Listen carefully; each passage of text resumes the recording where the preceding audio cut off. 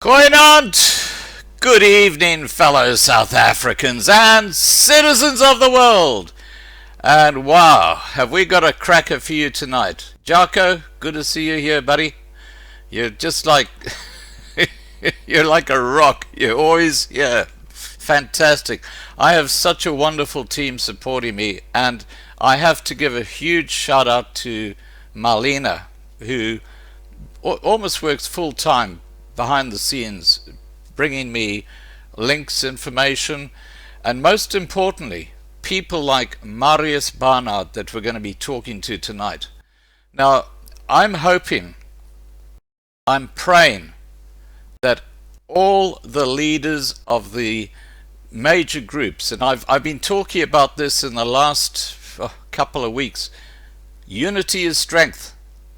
And I hope that people like Saitlanders, the ULA, Boeralition, all these groups listen to the video that we're going to record tonight with Marius Barnard, because I think there is something happening.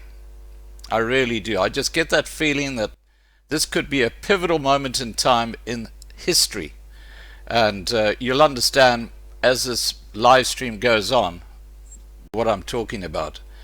All right, now without further ado, enough of me babbling away. Just by way of introduction, Marius Barnard has a furniture store in Pretoria, and if you have a look below this video, and I'll drop his website address into the side chat, so you can go and look at his website later if you wish to. And certainly, as I say, those leaders of these various groups, please, after you've listened to this video, I'm appealing to you to make contact with Marius. Okay, I'm going to say no more, but let's get the show on the road. Here we go.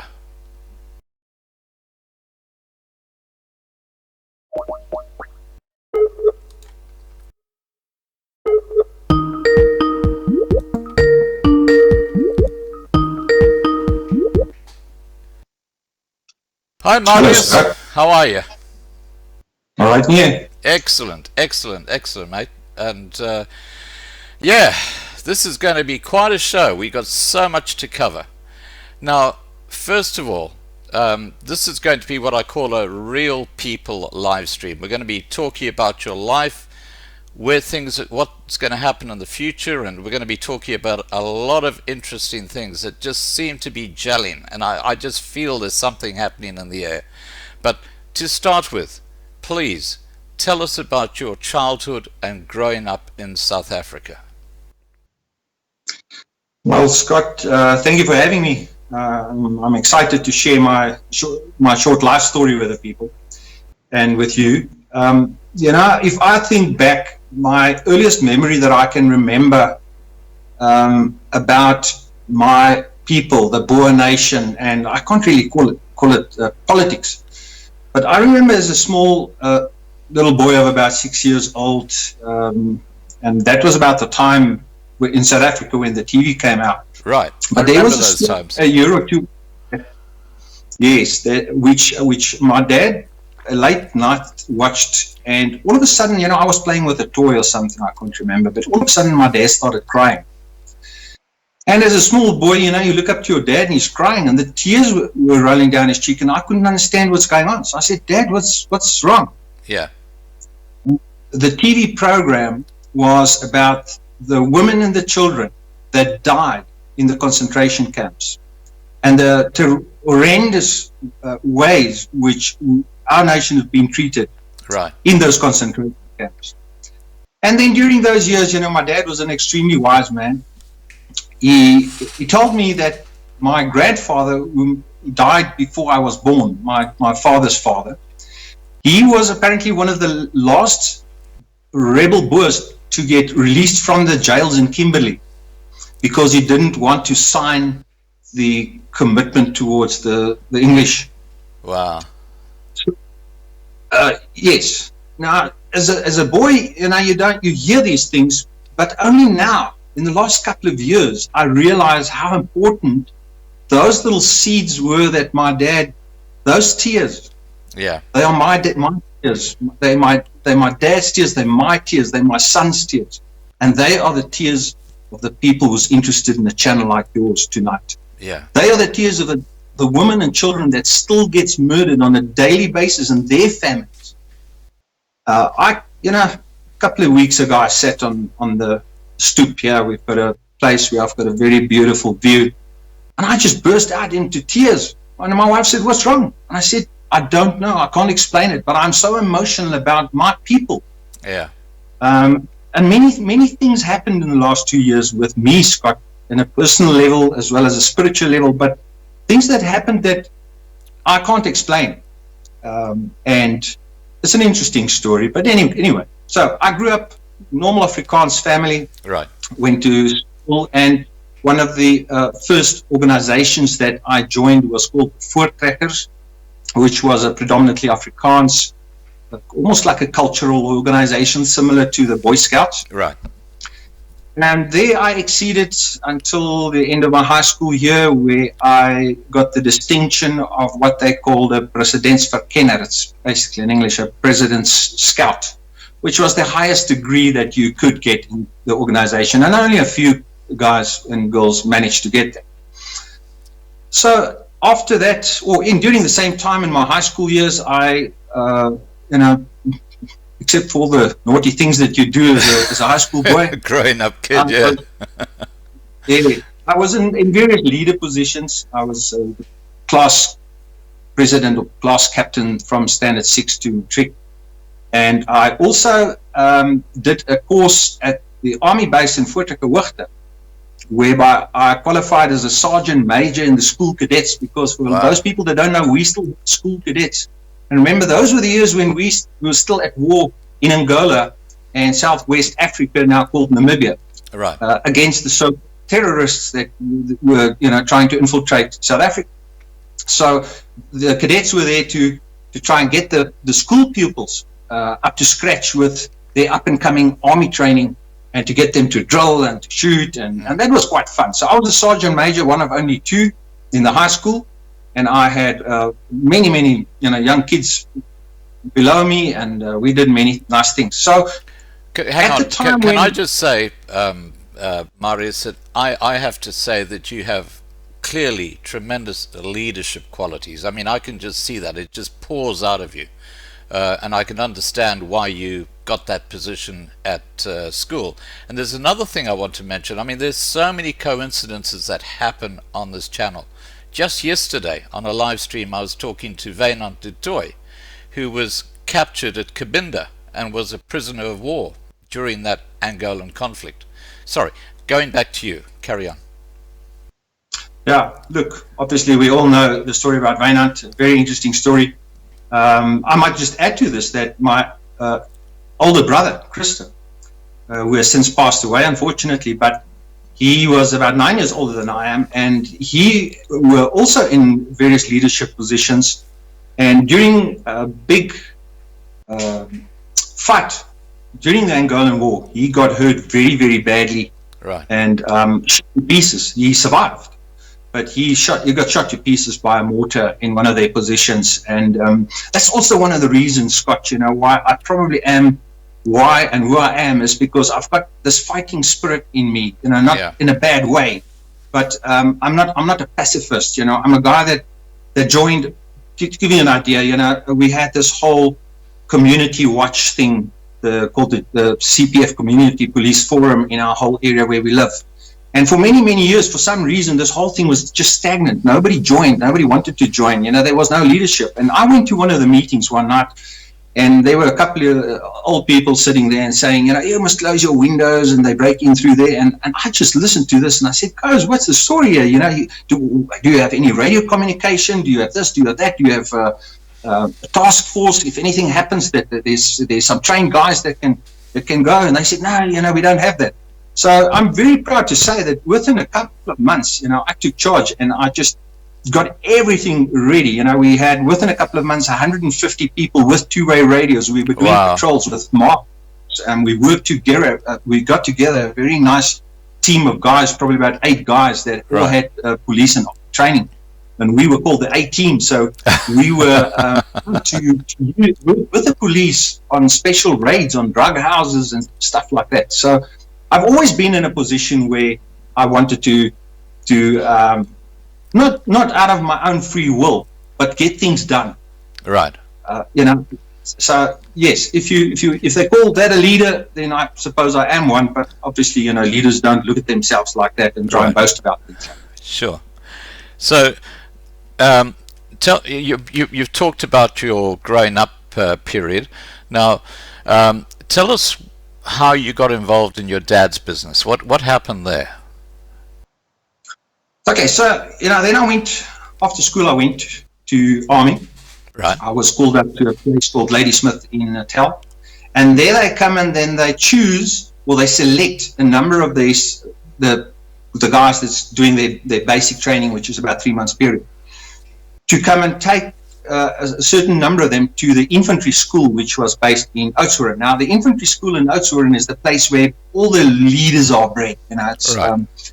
You basically undergo a whole year training course, and then after that, if you succeed, and by the way, obviously many guys fall off this course, but it's a leaders training course where you get ranked, either a corporal or a lieutenant, and then after that you get placed out to all the other infantry battalions or groups wherever they might be in the country. I got chosen to go there, and I successfully got the rank of full corporal after my first year, and then they chose me, and we were only 3 guys of about 3,500 troops. Right. That got selected, not chosen, selected to do a specialized course in certain weapons. We call it the anti-tank weapons. It was at that stage an extremely expensive weapons to use. Right. Some imported missiles. And the reason why they wanted the anti-tank capability is because all of a sudden Russia started delivering T-34 and T-72 tanks to Angola. Right. And they got some Cubans involved there and Russians as well. So the South African Defence Force realized that they needed to get this anti-tank battalion up and going, and I was one of the 3 instructors. So my second year, instead of sending me away to one of these other places, they said, hang on, you've got to stay here. Now, I didn't really want to do that because, those days you used to get what they call danger payers. Once you're on the board and doing the fighting, you're getting a lot of money. Yeah. So I was very psyched up, and I just wanted to go to the fight and, do my thing for my country. Yeah. And unfortunately, they said, no, you've got to stay behind as an instructor. And I stayed behind, and there I got to meet many interesting people. A lot of the so-called recce's or the reconnaissance force guys like Barnard, 3-2 Battalion, the Parabat guys, 6-1 mechanized battalion. And I was, as a young 18, 19-year-old corporal, later got promoted to sergeant, was in a situation where I had to train and put these permanent force member guys who's seen the war many, many years. I had to train them. So that was quite fun. As a young guy, you had to chase around all these hotshots. Long story short, I got approached in my second year by 1 or 2 permanent force member guys that said, what are you going to do next year? I said, I honestly don't know. Why? They said, we want you to come and work for us. We're going to leave the army, and there's a company that wants people like you to become involved, especially because you've got these anti-tank weapon skills and you're an extremely good instructor. I said, so who are they? They said, no, it doesn't matter. So they gave me a letter, which I was supposed to take to my mother. One pass, I went home, gave them the letter. And remember what I told you earlier on, at that stage, my brother, he was already blown to pieces by a mortar in the war. So what the letter was all about signing me over to them because I wasn't old enough. I think at that stage you had to be 21 or something. Right. And my mom and my dad just said, no, there's no ways. We don't want you back in the box. So, unfortunately, as a youngster who was very brave and you think nothing can harm you, I had to let that pass. Later on, the company who apparently was Ibn Barlow, a well-known mercenary company that was run by, mostly ex-soldiers. So I told my dad, what now? He said, well, you can either go to varsity or you can come and work for me. Now, my dad was a very, very strict Afrikaner oomie. He was a guy you didn't mess with him. He was an old wrestler. He was a 5-year champion, Northern Transvaal amateur wrestler champion. Right. Interesting. He also made a lot of music. In the old days, Nico Karstens and Arnold Malherbe, some of the older viewers might remember those Afrikaans singers and musicians. And my dad was a musician. He even brought out his own record. And we've still got a lot of his music where he played. Anyway, so in 1989, I joined the firm Marius Barnard Furnishers, our family business. My father and my mother started it in 1974, and there I was, a furniture salesman, and the first thing I sold was a desk fan for R5, and I was so happy with myself. The problem is that my dad at that stage, he had all his luxuries, and he didn't really advertise, and I knew that I had to do something to change the business around, because eventually the business started getting quieter and quieter, and I felt bad because I felt, maybe it's my little extra salary or extra expenses for extra clothes or whatever that made them not making ends meet at the end of the day. I still remember, funny enough, the first thing my dad gave me after the first month of the check for 250 Rand. I said, "What's this, my bonus?" He said, "No, it's your salary, son." And, I remember yes, my first check. Yeah, carry on. My first check at my dad's business was less than what I earned in the army when I started out as a soldier. And I went to my mum and I said, "Mum, Dad's not fair," whatever. She said, "Rome wasn't built in one day, my son." Haven't we heard those words? Yeah. So, Scott, long story short, that's how I ended up in the furniture business. And I realized that I had to do something to uplift the business, because after a couple of years, I think it was 92 or 93, my dad said, "Listen, the business is in trouble. I've just had enough. I'm going to retire. You take it, you make it work." Right. And then I started putting out my fingers, and I bought a computer, my first computer. Still got it out of the box, just plugged it in. Nothing happened. Remember the old computers with what do they call it? DOS. Yes, MS-DOS. Yes. Nothing happened. I found the guy, the computer doesn't work. I said, "No, but did you put software on it?" I said, "What's that?" So I had to teach myself to work with computers. I had to then somehow get a computer program, and I was really thrown in at the deep end as a very young chap with not a lot of knowledge. The only backbone that I can think of that made a success of the whole thing is the basics that my dad taught me all these years, and that's basically the word integrity and everything else that you can put around the word of integrity. Honesty, hard work, being on time, being presentable, look people in the eyes when you speak to them, all those things. So I started advertising, and the first radio station that we used was, funny enough, Jacaranda, Radio Jacaranda in those days, and they were the biggest independent Afrikaans radio station, community radio station. Right. Now, before we get on to that side, Marius, tell me how you were in business with your father in 1994, weren't you? Well, at that time he's already left. Yeah. So he left at 9. Okay. Now tell me how things have changed since 1994 from a business perspective. Yeah.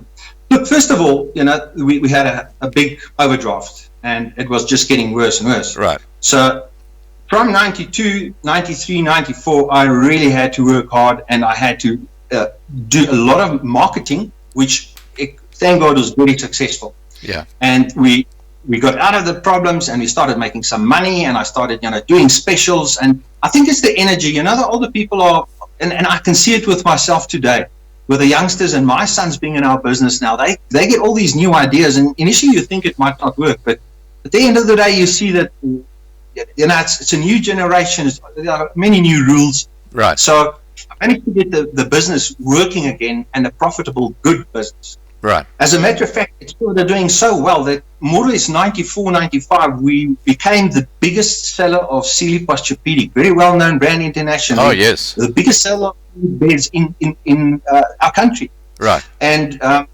we went to visit Sealy head office in the States, and they said per square meterage for our shop, we're probably the biggest seller of sellers in the world. Right. We did some sales, which is just incredible. I mean, a couple of years ago, we do these big sales where the trucks come and they stop and they offload all their stuff. We call it a truckload sale. We did 1.9 million rands worth of mattresses on one day. Wow. So we became really successful with that.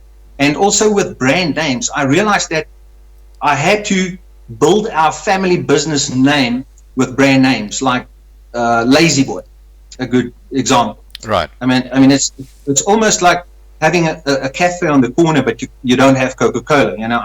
I realized that I have to have the big names on my side, and we started specializing. And I went overseas to the factories. I looked inside, and all of this created such an enthusiastic thing in my mind. I wanted to know if a customer walks in, why is this bed better than that one? What's the reason? What are the technical reasons? I want to understand it, and most certainly if you have that knowledge and you can explain it to a customer, why would they go to another place if you offer them all the basics? Good Sure. service, good product knowledge, and a good price. Right. So the business really started doing well. We then started doing business just before '94 with the government. We got listed as one of the suppliers, and '94 when the government took over, I got approached by the government to supply, or they bought a lot of furniture for all the new embassies and missions that they opened all over the world. Because remember now, before '94 we were still called, whatever government, apartheid government, and now the ANC took over and they started opening embassies in countries like Angola and Zambia, where it was unheard of for us to do business. So then I did well, but then shortly thereafter, I dried up, obviously because of what? BEE. And unfortunately, we lost all that business because of it. Now, So- just to touch on BEE, your business is not BEE compliant. You're basically saying stuff that I'm not going to have someone come in and only 51% of my company and stuff like that. You're just saying no way. So you've just stuck to your integrity and just said, I'm going to do business as usual, whatever impediments the government put in my way. Tell me about your experiences of others who've actually gone BEE compliant and things that have happened to them with the new black business ANC cadre partner. Well, what sort of stories have you heard there? Well, first of all, Scott, you're 100% right. I decided, that I don't want to be held hostage in my own firm, because this is exactly what happened to many, many of my friends. And I believe not only my friends, but a lot of the businesses which had to bend over to accommodate this BEE stuff. The stories that I've heard was, and there are many, but mostly, the guys got black partners so that they, and then they obviously had to be directors or whatever, so that they earn fairly big salaries. And initially it was people that worked in the company that they had to give away these shares, not sell them, give it away. Yeah, that's right. To be able to get contracts, government contracts. It's theft. It just doesn't make sense. That's the biggest nonsense. That's whatever. But what happens is that these guys then get into positions where they after a while realize, but listen, this oak is driving a BMW. He's been driving one. I also want a big BMW. And they start making demands. And this is where the problem comes in. These are people that's not skilled to be in those positions. Now, I'm not saying it's the case all over, but in a big number of cases, it's people that's been put into positions of, with managerial positions or managing directors or directors that's been appointed just because of the color of their skin without any skills. And in the long run, it causes them more harm than good. We've been approached by many of our big suppliers over the past couple of years, 10 years, 15 years, saying, where are your BEE certificates? And I just say, you know what, we're a family business. If you don't want to supply me because of that, I will look somewhere else. Obviously, money talks, and hopefully they can't afford to lose our business. But if they want I'll just make another plan. Now, that's how. Yeah, look, I absolutely, your integrity is just fantastic. I mean, that is something that shines through in discussions we've had, and what you're talking about tonight. Now, so post 1994, once BEE came, and I take it that all those government contracts that you had have now been given to some other furniture company that is BEE compliant, because you haven't gone under the ANC's mandate. Yeah, I'm sure it is. Some things are better left alone. Yeah.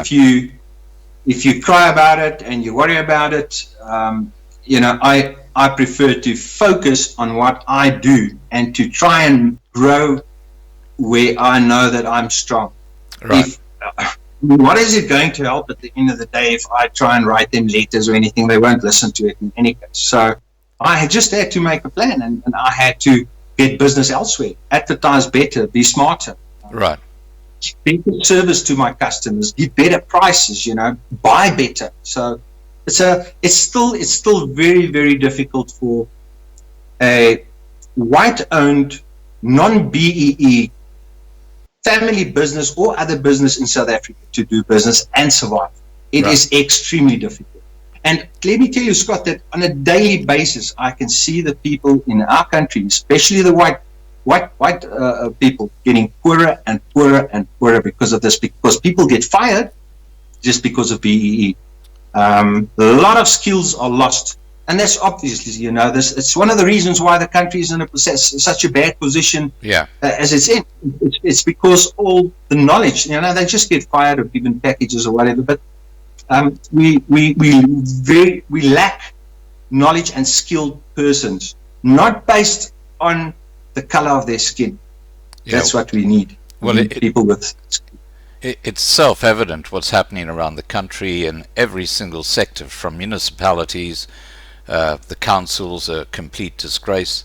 From the state-owned enterprises, you can just, whatever the ANC put their hands on, they put their mates in there.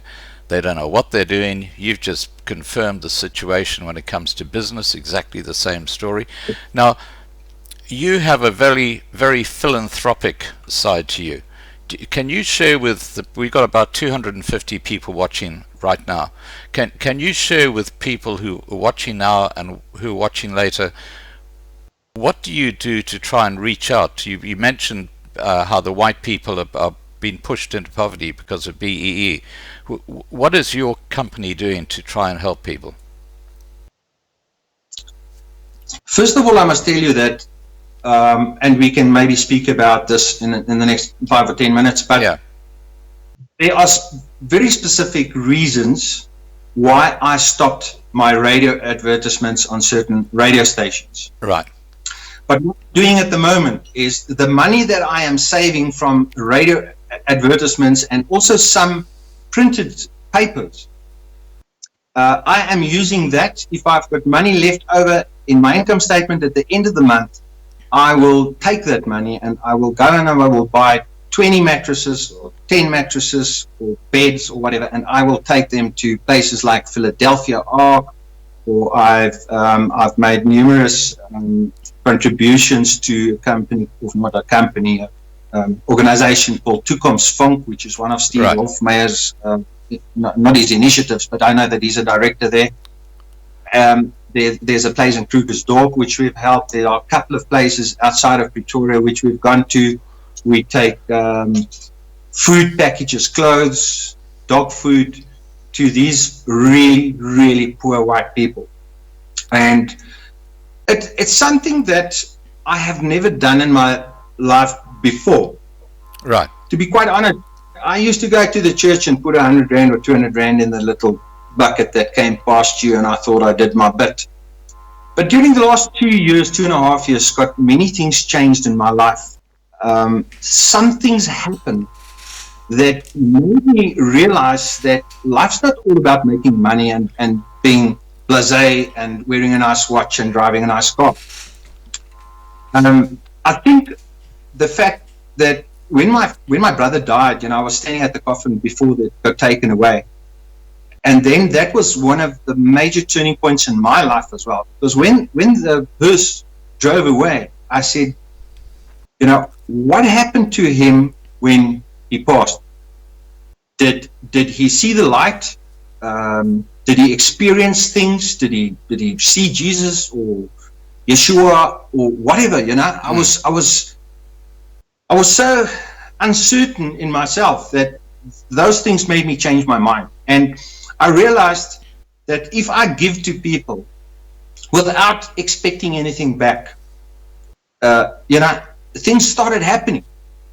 To give you a good idea, I had a video on my Facebook page as well about this, and I got many, thousands of views on it. But one day I was driving to our business, and there were two young ladies sitting next to the street in a quiet little street of a suburb, and they had a small table with a sign on it saying things, but it was clear that they had stuff on the table and they wanted to, sell it.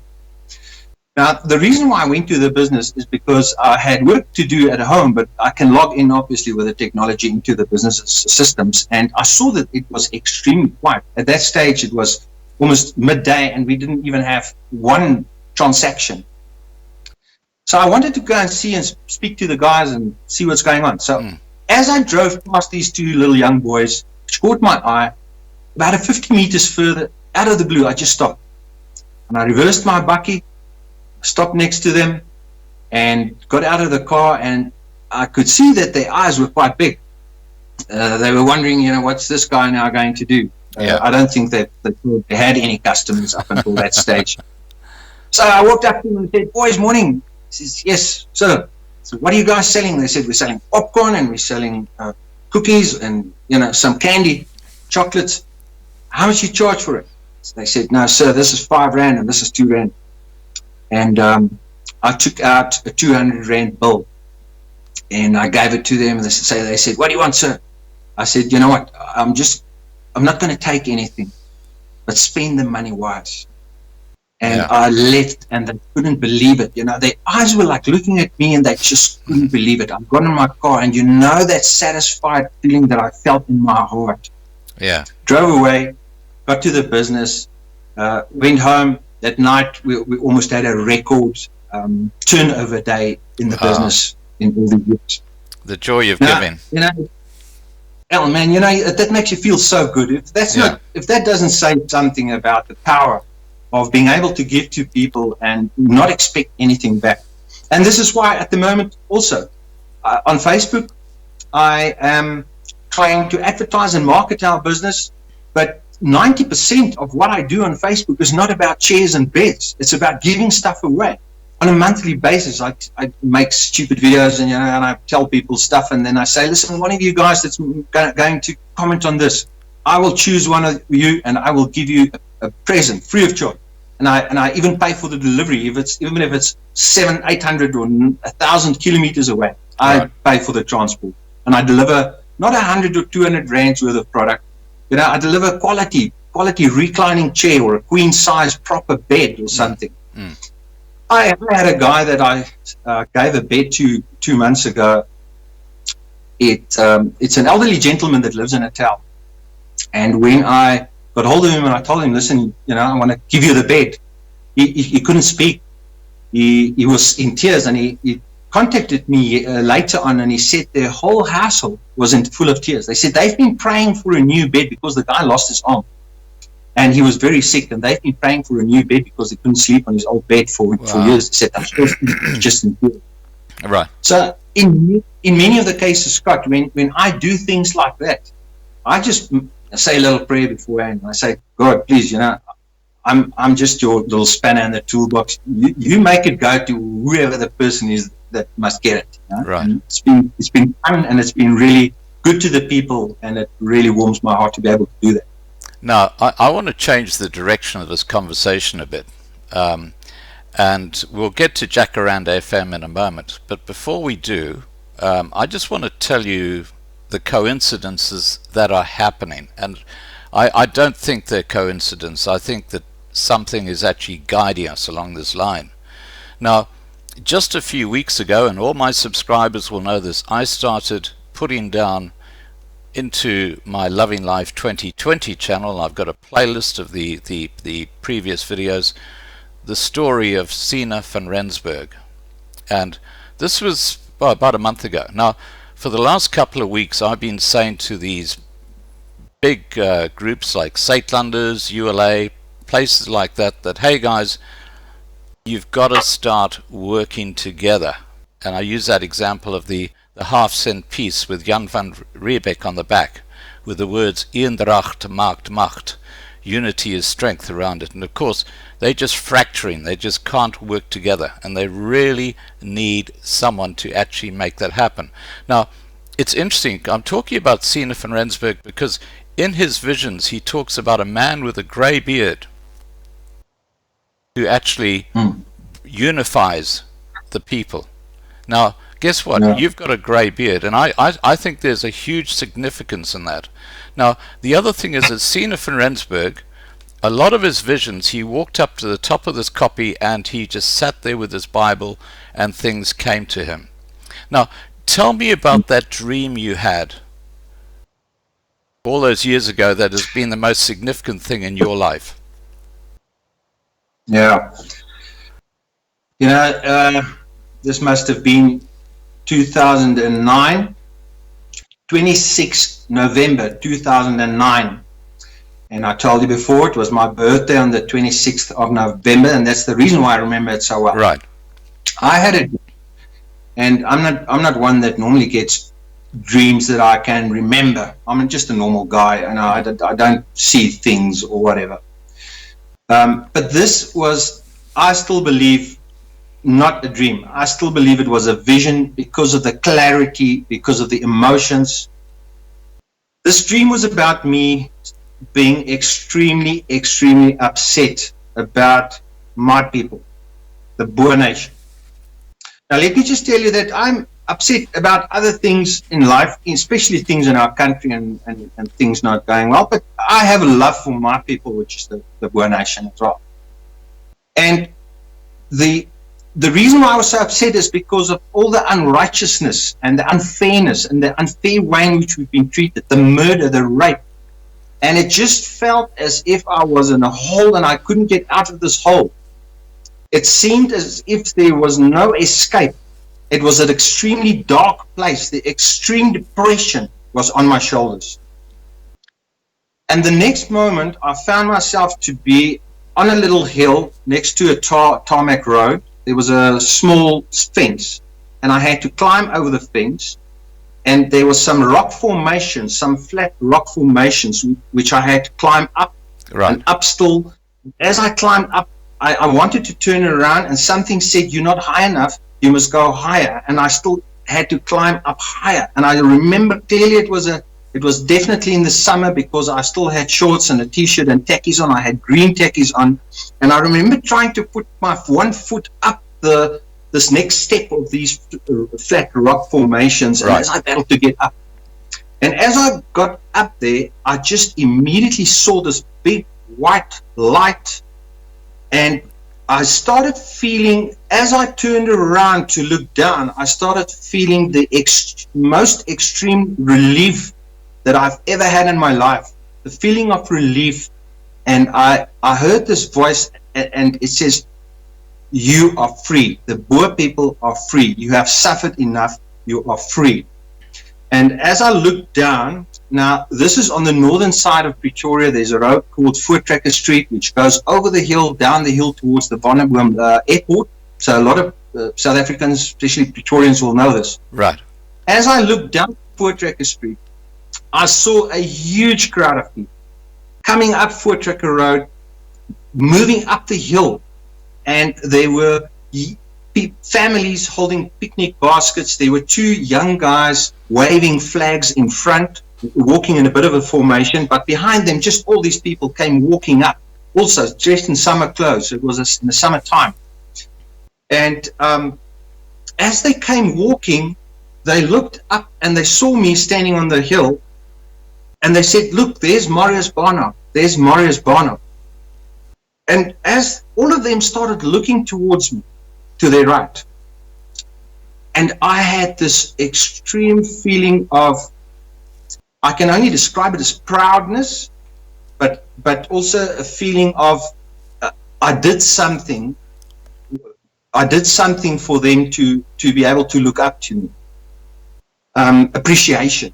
I think that's the correct word, Scott. The appreciation for me for something that I've done. Right. And I just then come. Our suffering is over. We are free. The Boer nation is free. It's now time for us to build again. So this is a dream just more than 10 years ago, which I've had. I woke up in tears, and my wife said, "What's wrong with you? It's your birthday. Happy birthday. Why are you crying?" I said, "I don't know. I couldn't explain to you." I said, "I had this dream, but God wanted to tell me something in my dream." And at that stage, I was just a normal guy, nothing happened.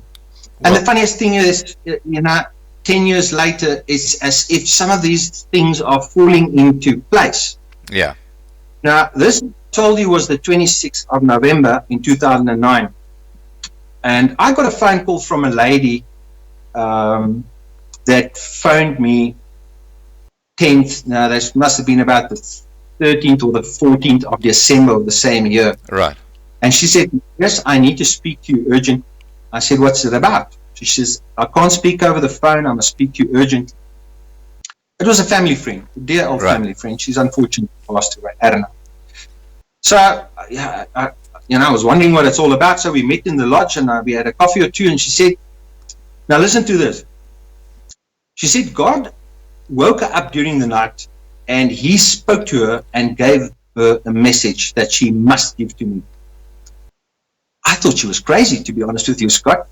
At that stage, I didn't understand it. I mean, I've never heard voices. I've never met people that says that God spoke to them in a voice. Right. I told her, I said, "Anna, listen, you're not joking with me. You didn't maybe hallucinate it. You didn't drink any medicine or something." And I didn't understand these things at that time. So I said, it was 10 years ago. She said, the presence of God was so strong that she had to go and lie down on the floor and write this letter. And she's supposed to give it to me. Now, I want to read you this, if you don't mind. Yeah, go ahead.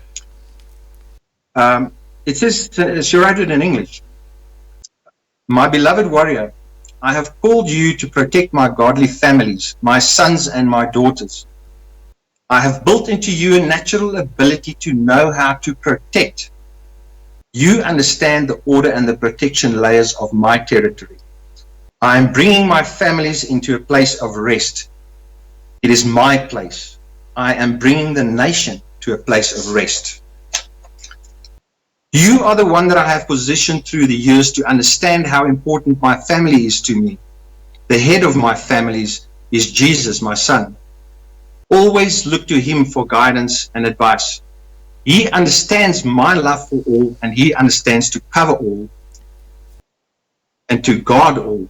His name is above all other names. You are ready now. I will send my people unto you. Bring them to a place of rest. When they are at rest, I will come with my stillness and be with them always. I was, I is, and I is to come. Therefore I am. Make me your aim." Okay. Now this lady comes to me, and she, and a couple of days after that, also not knowing, I asked her, I said, "What does it mean?" She said, she's only supposed to give this to me. Pray about it. Now, if you go and look in the Bible in Hebrews, now look, I'm not a pastor or a dominee or a preacher or anything, so people mustn't think I'm walking around with the Bible underneath my arm, but I'm a religious guy. In Hebrews, what's this? The Hebrews 4, verse 18 and 19. "And to whom did He swear that they should not enter His rest? But to those who disobeyed, who had not listened to His word, and who refused to be compliant or be persuaded. So we see that they were not able to enter into His rest because of their unwillingness to adhere to and trust and rely on God." So if this is a real message from God, which today I believe it is, right? And he says, bring them to a place of rest because it's my rest. And I had this dream, and the dream is all about me playing some part, which I'm not 100% sure what it is yet. I'm getting there. I'm learning every day. Surely it's not a coincidence. Things have happened for various reasons, and it's just mind-boggling. I believe something big's going to happen soon. Well, I don't really know, but I can tell you, Marius, I believe I know the reason. And I'm appealing to people like Isaac, Gustav, Hein, to contact you, because you're a man of immense integrity. You're not involved in any of these groups. You're not a political person, but you are a leader. You're the sort of person who, if they sat around a table and you chaired a meeting, you could help them actually work together. And I really believe that is what is behind your vision when you were on that copy. Just like Sina van Rensburg was. You're a very humble man. You keep to yourself. You don't make a big noise about things. We're having this very personal live stream, which is fantastic.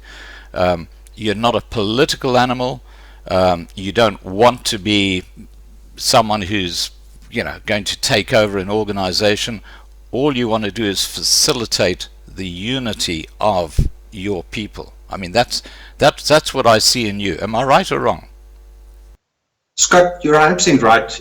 I've been approached through the last couple of years by the majority of these big, call it organizations, which based on different levels, whether they're right wing or not right wing, but most of them.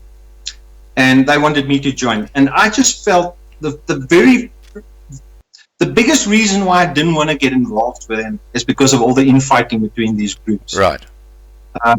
I honestly think that these political views and this view and that view, there's a much bigger problem in our country than who's the boss and how they're going to do it. Exactly. I mean, I don't know politics.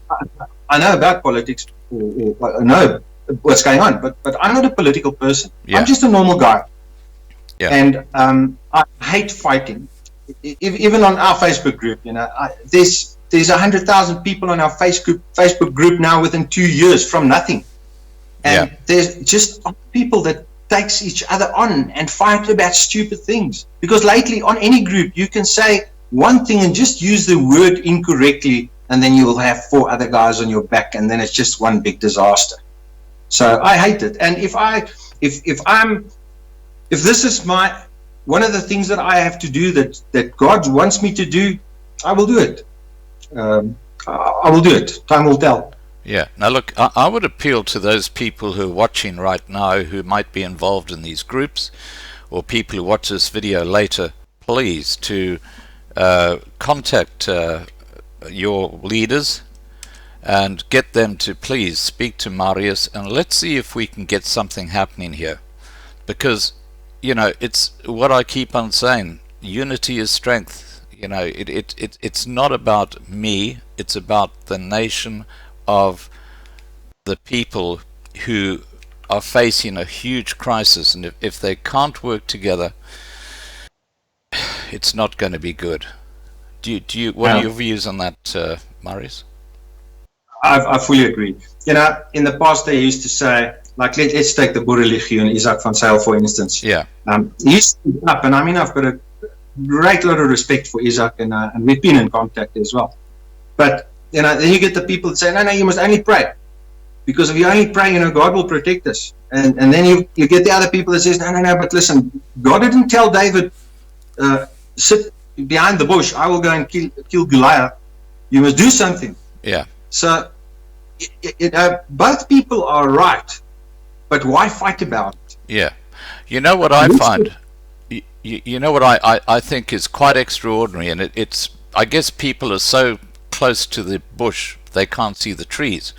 But what I'm saying in effect is that you've got these different groups, and they all have different skills. So naturally, if you look at Saitlanders, they've got the organisation, they've got areas that people can collect safely. You've got ULA, who've got this whole expertise about setting up an area for minority groups in South Africa. You've got Boere Lichion, who's almost like, they've got the bushcraft, and they can help defend.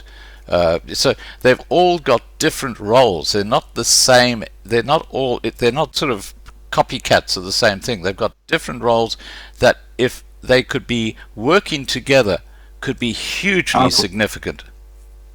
For sure. Can you imagine if all of those guys could just get underneath one umbrella, the big and strong voice, and the power of the Boer Nation and the people that associate with us will be so strong. Right.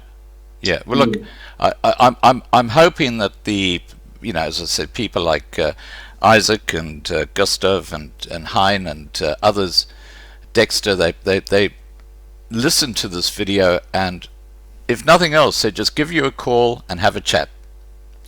Just because you're not doing it for your organization, you're doing it for the people of South Africa.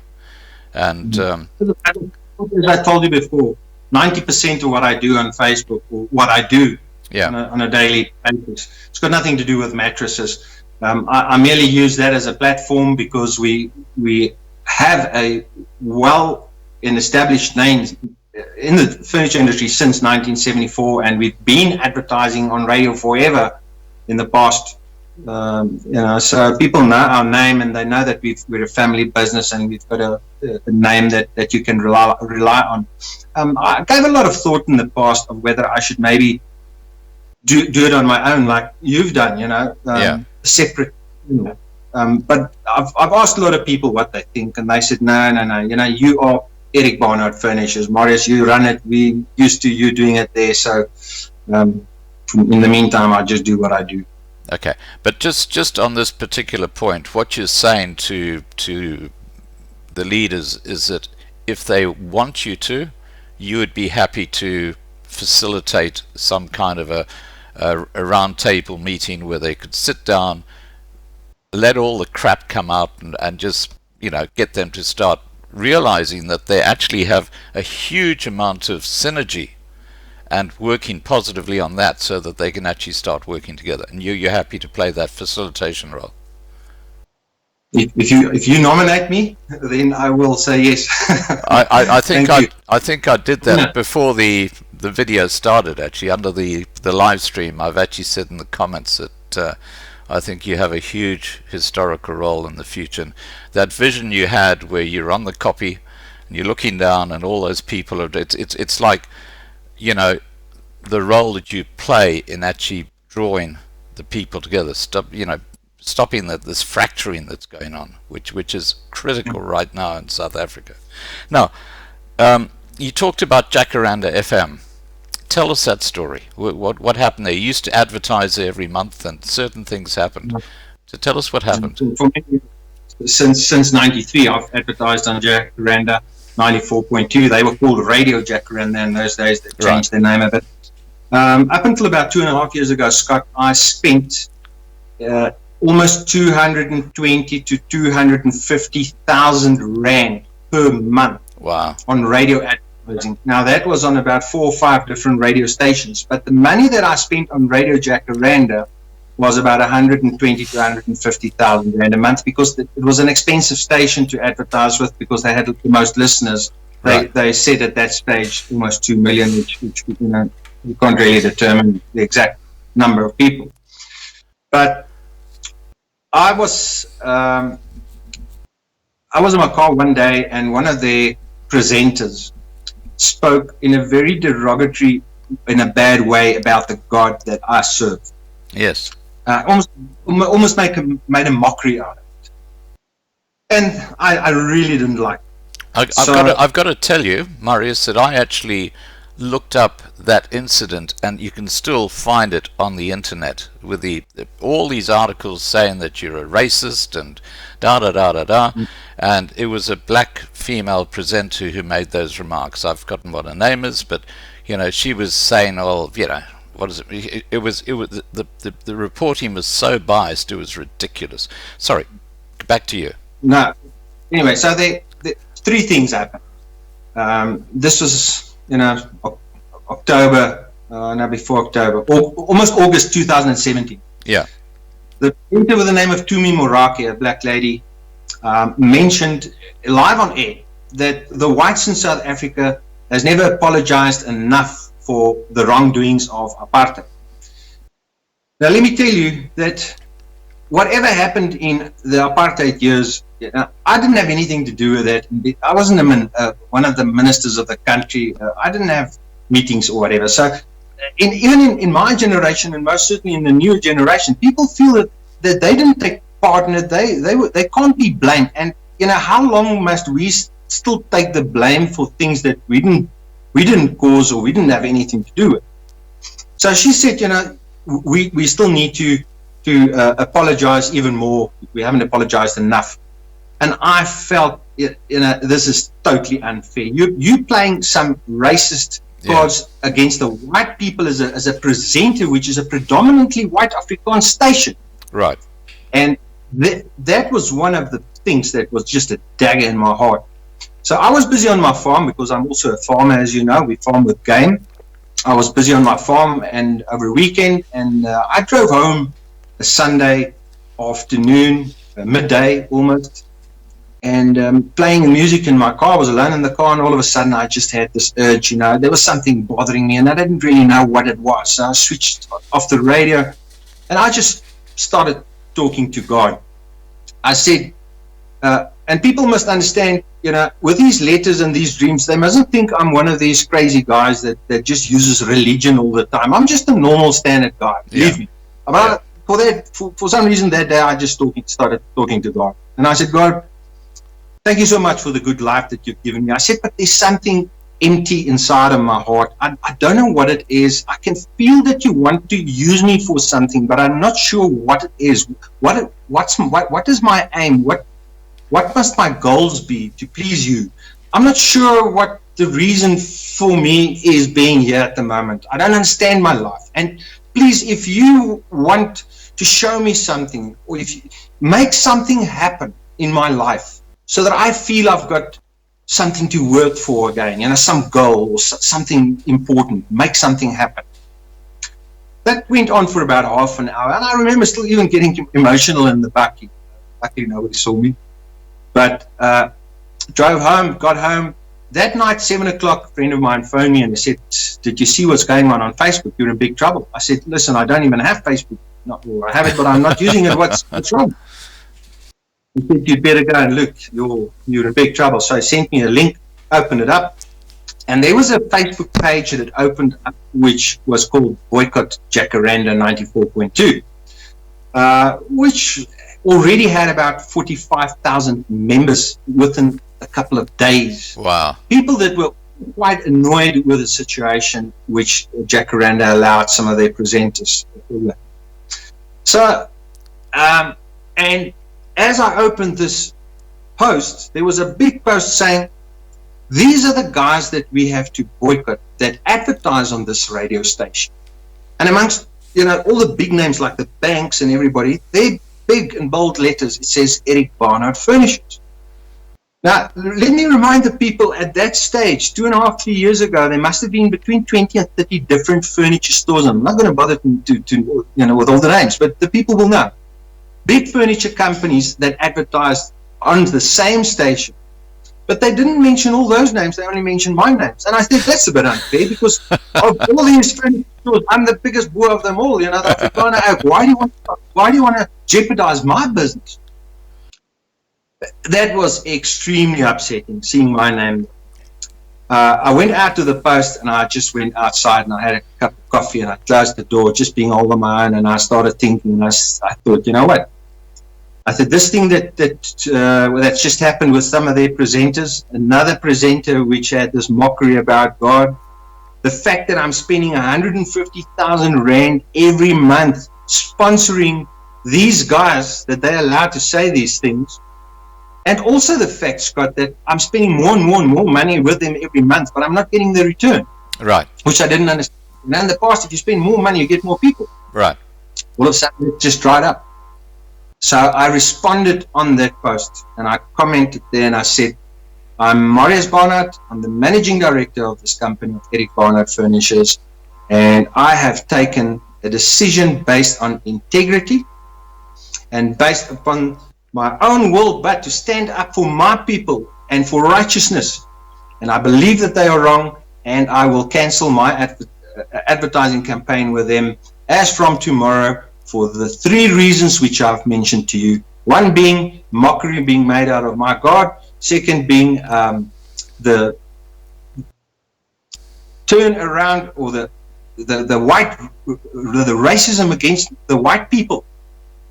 The blatant racism. I mean, reporters aren't, or presenters aren't even supposed to speak about politics, but they do, and racism and things like that. And then the third one being that I don't get the return on my investment advertising with them. And the next moment, this thing just went ballistic. I mean, everybody just said, "Wow, first advertiser," and they were just congratulating me. This was a Sunday. Monday morning, I started getting phone calls. Hundreds, not tens, hundreds of phone calls. People saying, "Listen, we heard that you are going to stop your advertisements for Radio Jacaranda. You've been advertising for them for almost 30 years. Is it true?" I said, "Oh, well, of course it's true. I mean, I'm not going to lie about it. But what are your reasons?" I said, "These are my 3 reasons. I'm sick and tired of everybody blaming white people still after so many years. Yeah. Why can't we just move on?" And some of the guys that phoned me, and ladies who were reporters for some of the very liberal media houses, and they just splashed it out there. It was on the 7 biggest tabloid front pages. I still had people phoning me from overseas, South African pilots says, "Marius," still had my number, said, "Marius, what are you doing? Well, what's going on? What have you done? You're in big trouble now." And some of these papers turned the whole thing against me. And they said, this businessman is the biggest racist the country has ever seen. Yeah. Because he's trying to use and what are those dirty words? White monopoly capital, isn't it? He's trying to use his capital to arm wrestle, and be unfair about, things that's really happened. And the whole thing was just one big lie. Yeah. So I got phone calls from different radio stations. One of which being radios 702, and there was a presenter that wanted to interview me the Wednesday morning, and when I didn't respond because I got good advice to stay away from them, he took me apart for 3/4 of an hour on live radio in South Africa. The biggest racist man that I am, and my business, and he can't understand how we can be, they must boycott me. So the next thing is the organizations like the BLF and the EFF and some, I'm sure, a lot of ANC supporters and some white liberals. Yeah, they got into the bandwagon and they opened some Facebook pages called Boycott Eric Barnard Furnishers. Then the threats started. Death threats against me, against my wife, against my children, my family, my staff, our businesses. They're going to burn us down, or kill me and drag me through the mud. And then I made a video sitting on my stoop as well. I'm an avid weapon enthusiast. I love my weapons. Some guys love playing golf. I love my weapons. So I took one of my weapons out, which is a semi-automatic assault rifle, which I'm totally legal to have. I've got a license for it, sport shooting. And I sat with a Bible and I said, guys, we have these things. And don't get me wrong, Scott, I'm not a radical guy when it comes to things like that. But I was just so emotional with everything that happened. I was afraid that they're going to burn us down and our business might not survive. But I took this rifle and I said, we've got these things. We know how to use them. I said, but we must, before we start taking radical decisions and talking about war, we must take this book called the Bible and we must ask God so that He can show us what to do. Right. And then the video went viral. And even Julius Malema, the leader of the EFF, everybody knows, then said on his personal Twitter account, who's this Marius Barnard guy? Help us. Let's find him. You know where I am. You know where I'm not going to hide. But come on, if you want to do something to me, come. I'm not that old yet, although I'm a bit grey. But fighting. But so, long story short, I was in an extremely dark place for a couple of days. I really, really thought that I had to close my business down. And then I started getting phone calls from every single guy that owns an advertising company. I call them and I don't want to be disrespectful, but I call them parasites after the first couple of days, because now all of a sudden they heard that Eric Barnard Furnishes is not going to spend 150,000 Rand on Radio Jacaranda. So, hey, Marius, I've got this opportunity for only 60,000 Rand. I will advertise you on this place and that place and that place. So it was just all too much for me. On the Thursday afternoon, I got a phone call again from a guy called Marius Potgieter. He says, Marius, I am also a Marius Potgieter from a radio station near Middelburg. And he said, I then thought he also wants just money from me. He says, listen, we've got a couple of 100,000 listeners in our area. And we have put out a poll there where people had to vote via SMS to say, should we support this guy that actually stood up for us? A businessman that had the guts to stand up for his people and not worry about the money that he could lose, but had the guts to do it. And he said not one person said no. They had, I think, 8,500 people, as I remember correctly, that vote. Wow. Not one person said no. He says, and Marius, we are here to support you. We want to advertise your business free of charge for the next month or two. And then it started just coming in. All internet radio stations from South Africa and other media houses, other people. We got offers for guys to come and redo my website and do this, do that, do that. And I wrote a letter being so thankful. I remember what I said. Those days we had 200-300 people on our Facebook page. I never used it. Unwise. I wrote a letter on our Facebook page and I said, I just want to tell you guys that, which has been something that's been a very dark time in my life, in a couple of days, and all the death threats and things.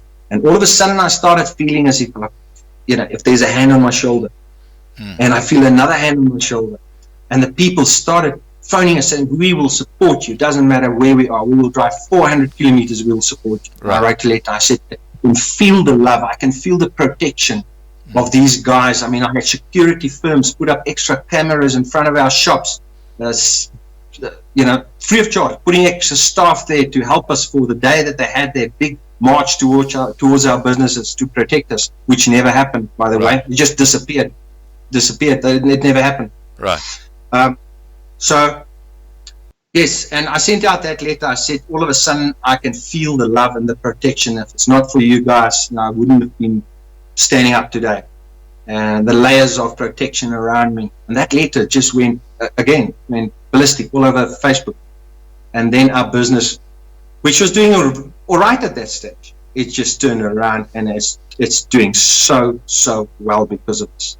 I think the appreciation that the people had for someone that, like myself, that's just a normal guy, but a businessman that had the guts to stand up and say, I've just had enough. I'm going to put my money aside. I just want to fight for my people and what's right and what's wrong. I think that's yeah. Well, look, your integrity just shines through. There's no question about that. And you're a very, very rare commodity in South Africa in that you are successful at everything you do. I mean, you just have to look at your career back in the army, in business. Whatever you touch, you make happen. And you're a leader. And this is why I'm saying it again. I'm saying that I hope these leaders of these various groups contact you and have a chat. And I really think that you could be an amazing facilitator, for getting people to work together. I really believe that. Now, sorry. Yeah, carry on. Over to you. You make me feel very proud. I appreciate that, and I will most definitely make work of that. Thank you so much. Just one last thing, we've been involved with outreaches, as I told you, for white poor people delivering beds and mattresses to them. I've been fairly involved with the family of the two coffin assault accused guys, helping them financially because they're going through a very tough time. The families. That's terrible. In fact, can I Yeah. just say on that point, Isaac van Zyl has been talking about this lot on the Boere Legion YouTube channel.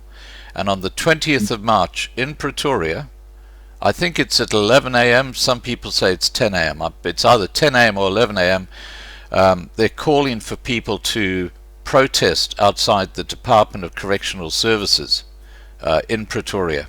And they're looking for about 3,000 to 5,000 people. I think that, we should be trying to get about 30,000 people with banners, peaceful protest. There are going to be speeches. And the whole catalyst of this has been those two guys with the coffin case, because they're getting parole and then having it revoked because of the minister. I mean, it's absolutely disgusting. Sorry, back to you. No, you're 100% right. And from the beginning, I was involved, and I just felt, this was the government wanted to make an example of white people, and they've been treated so unfairly. It's been proven in the courts. And still up until today, one guy got home, and after a couple of days, they fetched him, put him in cuffs, and they dragged him out of his house. And the poor wives and the children that suffers so much, it's money wise as well. It's absolutely awful. Yeah. I've also been involved with, and look, I don't want to blow my whistle, but I just want to tell the people where I am involved with currently. All right. I'm involved with the organization called the White Cross Movement, which is, and I'm not sure if you're aware of this place, on the northern side, close to Petersburg, there's a mountain where they plant a white cross for each and every white farmer that gets murdered. Right. Have you seen some of those photographs, Scott? I mean, it is thousands of white crosses against a hill. You must do yourself a favor, just go and Google the White Cross Movement. I'm involved there, and they're going to do, I believe, on the 18th or 19th of September this year. They've asked me to speak to the people there as well, and plant the white crosses for each and every white person that's been murdered, because that's what it is. It's just been murdered, by these violence attacks. And then I'm also involved with to help the farmers. Now, I told you before, I'm a farmer. Luckily, in the area where we farm, we've had some good rain, but in the Northern Cape, there are places that hasn't had any rain yet. Now, and again, this is just such an amazing coincidence. You've just raised such a very, very relevant point. There are a couple of guys on my channel who I call heroes. I mean, they're people who do amazing work for the impoverished whites, and in particular for drought-stricken farmers. And I would love you to, if with your permission, I would love you to have a chat to them on the phone. There's Patrick Fisher. Patrick Fisher is a fellow, he's about our age, but he's for years now, he's been literally devoted his life to going out to white squatter camps and delivering food parcels and things like that, a lot of it out of his own pocket. And Davy Oosthuizen is a farmer at Bultfontein, and he has donated tons of maize to white squatter camps. Now, they've got a project coming up that they want to facilitate on the 27th of this month, and they're looking for quite a large amount of money. I think it's between 150,000 or 200,000 rand to actually make this happen. But they're trying to help about 40 farming families out there. Now, I don't know if you're able to contribute in some sort of way or whatever, but Davi's actually on the side chat here. I'm just going to ask Davi, is there a message you would like to give Marius? I should just say this, but I'm going to type it into side chat anyway. Now, it takes a few minutes for this to come through. So just getting back to these two guys. I mean, I've been working with these guys, and we've been covering live some of these projects, or the food and feed deliveries, and it's absolutely amazing to watch the appreciation of the people who receive, these things. It is quite extraordinary. Two fantastic men. I mean, they are just amazing guys.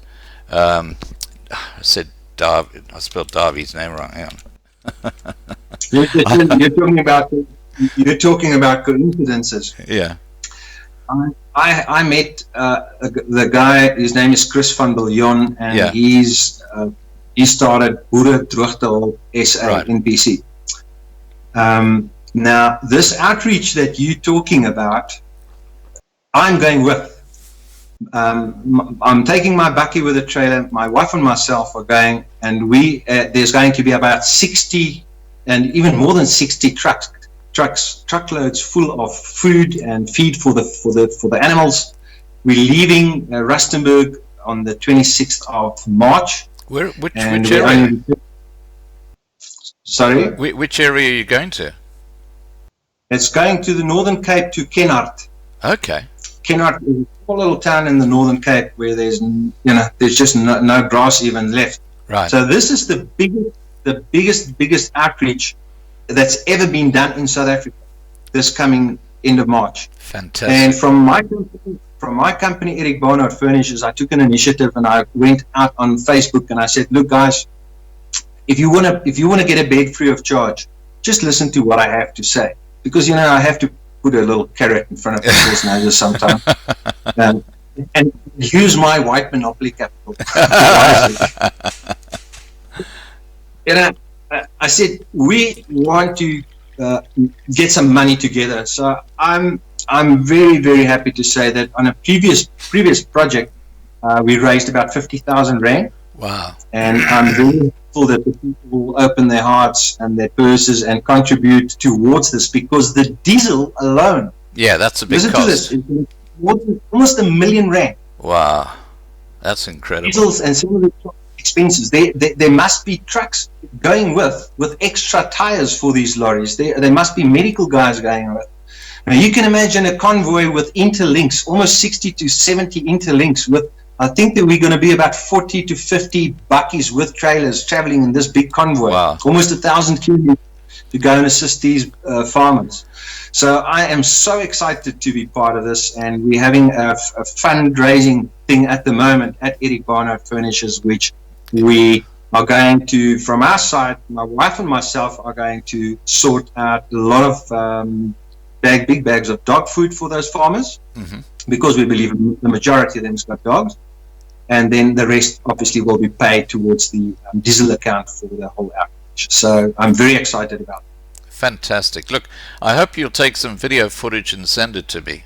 You can send it to me via Skype, and I'll just put it up on our channel and show what's happened. I actually know Chris van Biljon. He's actually been on my channel a few times. He will, if you ask him, you'll say, yeah, I know Scott from Loving Life. We've actually covered quite a few of his feed drops that he's done, in fact mainly in 2019. But yeah, look, with your permission, I'll get Patrick Fisher to give you a call, and Davy Oosthuizen to give you a call, just to say hi, have a chat, and so you can understand what they're doing. But they're doing very similar sort of work, and they are amazing men. I mean, they're basically, Patrick's life is dedicated around helping white impoverished people, but obviously when it comes to the farmers, obviously the farmers and their workers, the whole group. Okay, now I think that something big's going to happen in the near future. I can feel it. I mean, it's been prophesied in the Bible. You mentioned Sinner van Rensburg. What my part to play is in all this, I'm not sure. We've said that maybe I'm a guy that, maybe we must get all the role players together and speak about all of whatever. But I honestly believe, and this is one of the things that I do on my Facebook page, is I'm not negative. Unlike you, who have to bring the news out to the rest of the world, because as you know, and everybody else knows, well, not everybody, but the majority of us sitting in South Africa knows that the media doesn't broadcast the rapes, the murders, the horrific ways in which people brutally get burnt with irons and water thrown down boiling water thrown down the throats. things are really in such a state that we need people like you to broadcast the truth out there. But from my side and on my Facebook page, I try and bring hope, and I try and bring a bit of an upliftment. You know, if I can give the guys a free lazy boy, and I might sit on my stoop on a Friday afternoon and just give 10 people 2 gigs of data. You know, there's a lot of these people that's so poor that they just can't afford these things. Yeah. So I do have hope. I think that we're still going to go through some tough times, but I honestly believe in my heart, Scott, that a bright future awaits us with the help of God. Something strange is going to happen. It's going to be a miracle. People's not going to understand where it's coming from, and those people who does not believe, remember what I read from the Bible, if they don't believe it, they can't come to the rest that's been promised to the Boer nation. Well, I can see quite clearly what's going to happen. I don't know if you heard, there are now 13 cases of confirmed coronavirus in South Africa now. That was confirmed today. Now, what's really critical in all this is that some of those people who've been confirmed with the coronavirus were not associated with the group who came back from Italy, with the first man, the 38-year-old in KwaZulu-Natal, who got the coronavirus. These are people totally unrelated who've now been confirmed with the coronavirus. And what happens with the coronavirus, if you look at other countries like the UK, the United States of America is a classic one, especially in Seattle in that old age home. You have, and if you look at the cruise liners like the Grand Princess and the Diamond Princess, you have one person in this enclosed situation, like let's say a cruise boat. One person has a coronavirus, and within weeks just about everybody on that boat has the coronavirus. That's what happens. Now consider how the coronavirus is going to spread through the townships in South Africa. And 100%, with the taxi and the whole transport system in South Africa is a bit, we've got all these mini buses driving around with hundreds and millions of people just getting into those and out of those, and the trains. A lot of the people rely on the trains to get to work and back. And remember that it spreads through the air, and it also spreads by touch. So if someone with the coronavirus coughs in their hand and they hold the pole in the train, and they leave the virus on that pole, and the next person holds that same position and the virus gets on their hand, and they put their hand to their mouth, bang, they've got the virus. That's how infectious it is. It's extraordinary. It's very interesting, that you speak about the coronavirus, because, obviously I've been following this news very closely. I'm one of those that does a lot of prepping, In 1994, we bought generators and water and food, and nothing happened. And a lot of my family members laughed at me, and they said, "You're crazy." And I never used them. I had to eat bully beef and baked beans for a couple of months after that, which wasn't too nice. But now we started prepping as well. We're getting our food stuff together and some extra water and some other items, because you never know. If we have to leave town urgently and do what we have to do it. But what I wanted to tell you is that I've been following some of the doctors and medical professionals, not only from South Africa, but overseas guys. And they said that if this virus hits Africa or South Africa, they won't be able to stop it. No, they won't. Well, it has hit South Africa, and it is now starting to form clusters. And that means that, based on what's happened in America, based on what's happened in Italy, based on what's happened on Iran, the window that you've got before it just goes ballistic through the townships is probably at maximum 30 days, because by then it's going to be just, it's going to be transmitted to so many people, it'll just go right through. And as I said, because a lot of these people have got low immune systems because of TB and HIV AIDS, they're going to be falling into the category of those who are going to probably face life-threatening experiences with the coronavirus. And I would not be surprised to see millions of people literally dying in these townships because of the virus. They say it only has a 3% death rate, but that's because the countries it's been in, like China, like Italy, Iran, and Iraq, and the UK and the USA, they've got very, very good health systems. In South Africa, it's non-existent. So you've got to. But then again, a lot of people might die from pneumonia. They have the virus, but they die from pneumonia. Yeah, and they'll put it down as pneumonia and not coronavirus. I know. Yeah. It's like HIV/AIDS. They didn't die from HIV/AIDS. They died from something else. But they got that something else because of HIV/AIDS. But that's left out of the equation. Yeah. But what I'm saying is that we have this window in time where I think once that virus goes through South Africa, the ANC government is going to collapse, because it won't be able to manage it. As we speak, Scott, I'm looking out of the window, and an hour or two prior to our conversation, I think we were on what they call stage 4 load shedding. Luckily, I've got solar and batteries running, but stage 4 is like, I don't know, 4 hours, 6 hours or something a day where we don't have electricity, and this has been going on and on. The businesses are suffering. I get messages from small businesses saying, we can't survive. Our fridges are going down. Our food is going down. So if this virus is really going to hit the country, and the government can't supply power to be able to get the hospitals running adequately. Yesterday I read that it was in the news, the Mfuleni City Council. Right. Now, Mfuleni area, Vereniging, Vanderbijl Park, that area on the southern side of Johannesburg. Yeah.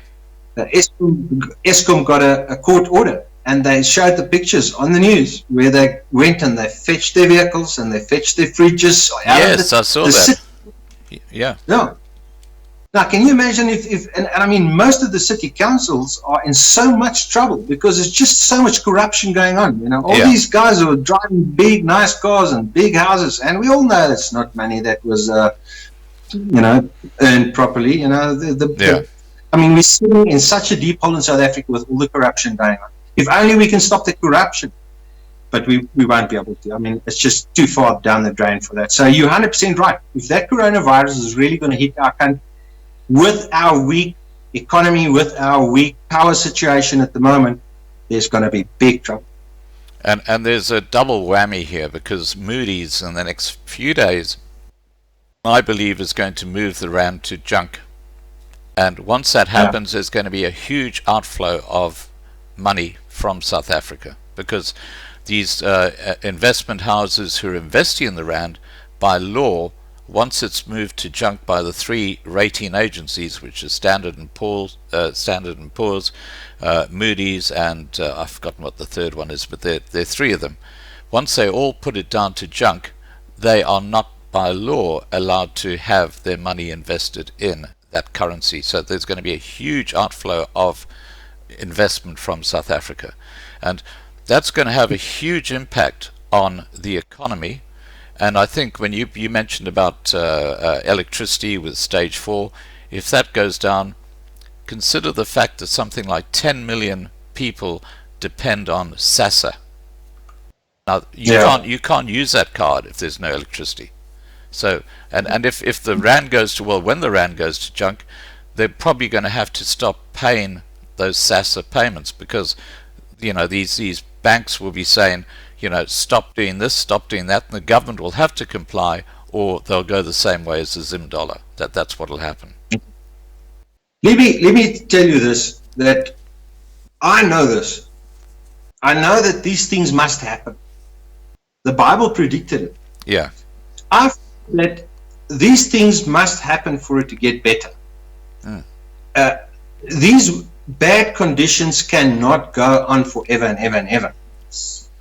In other words, something must break along the line for new growth to come. Yeah. So, for the people out there that might be listening, I just want to say from my side, I'm not too depressed about it. I'm preparing myself and my family, and we're doing certain things as far as we can to prepare ourselves. Can you share those things with people who watch this video? Because I think that's important, because prepping is such a key part of looking after yourself in the future. Over to you.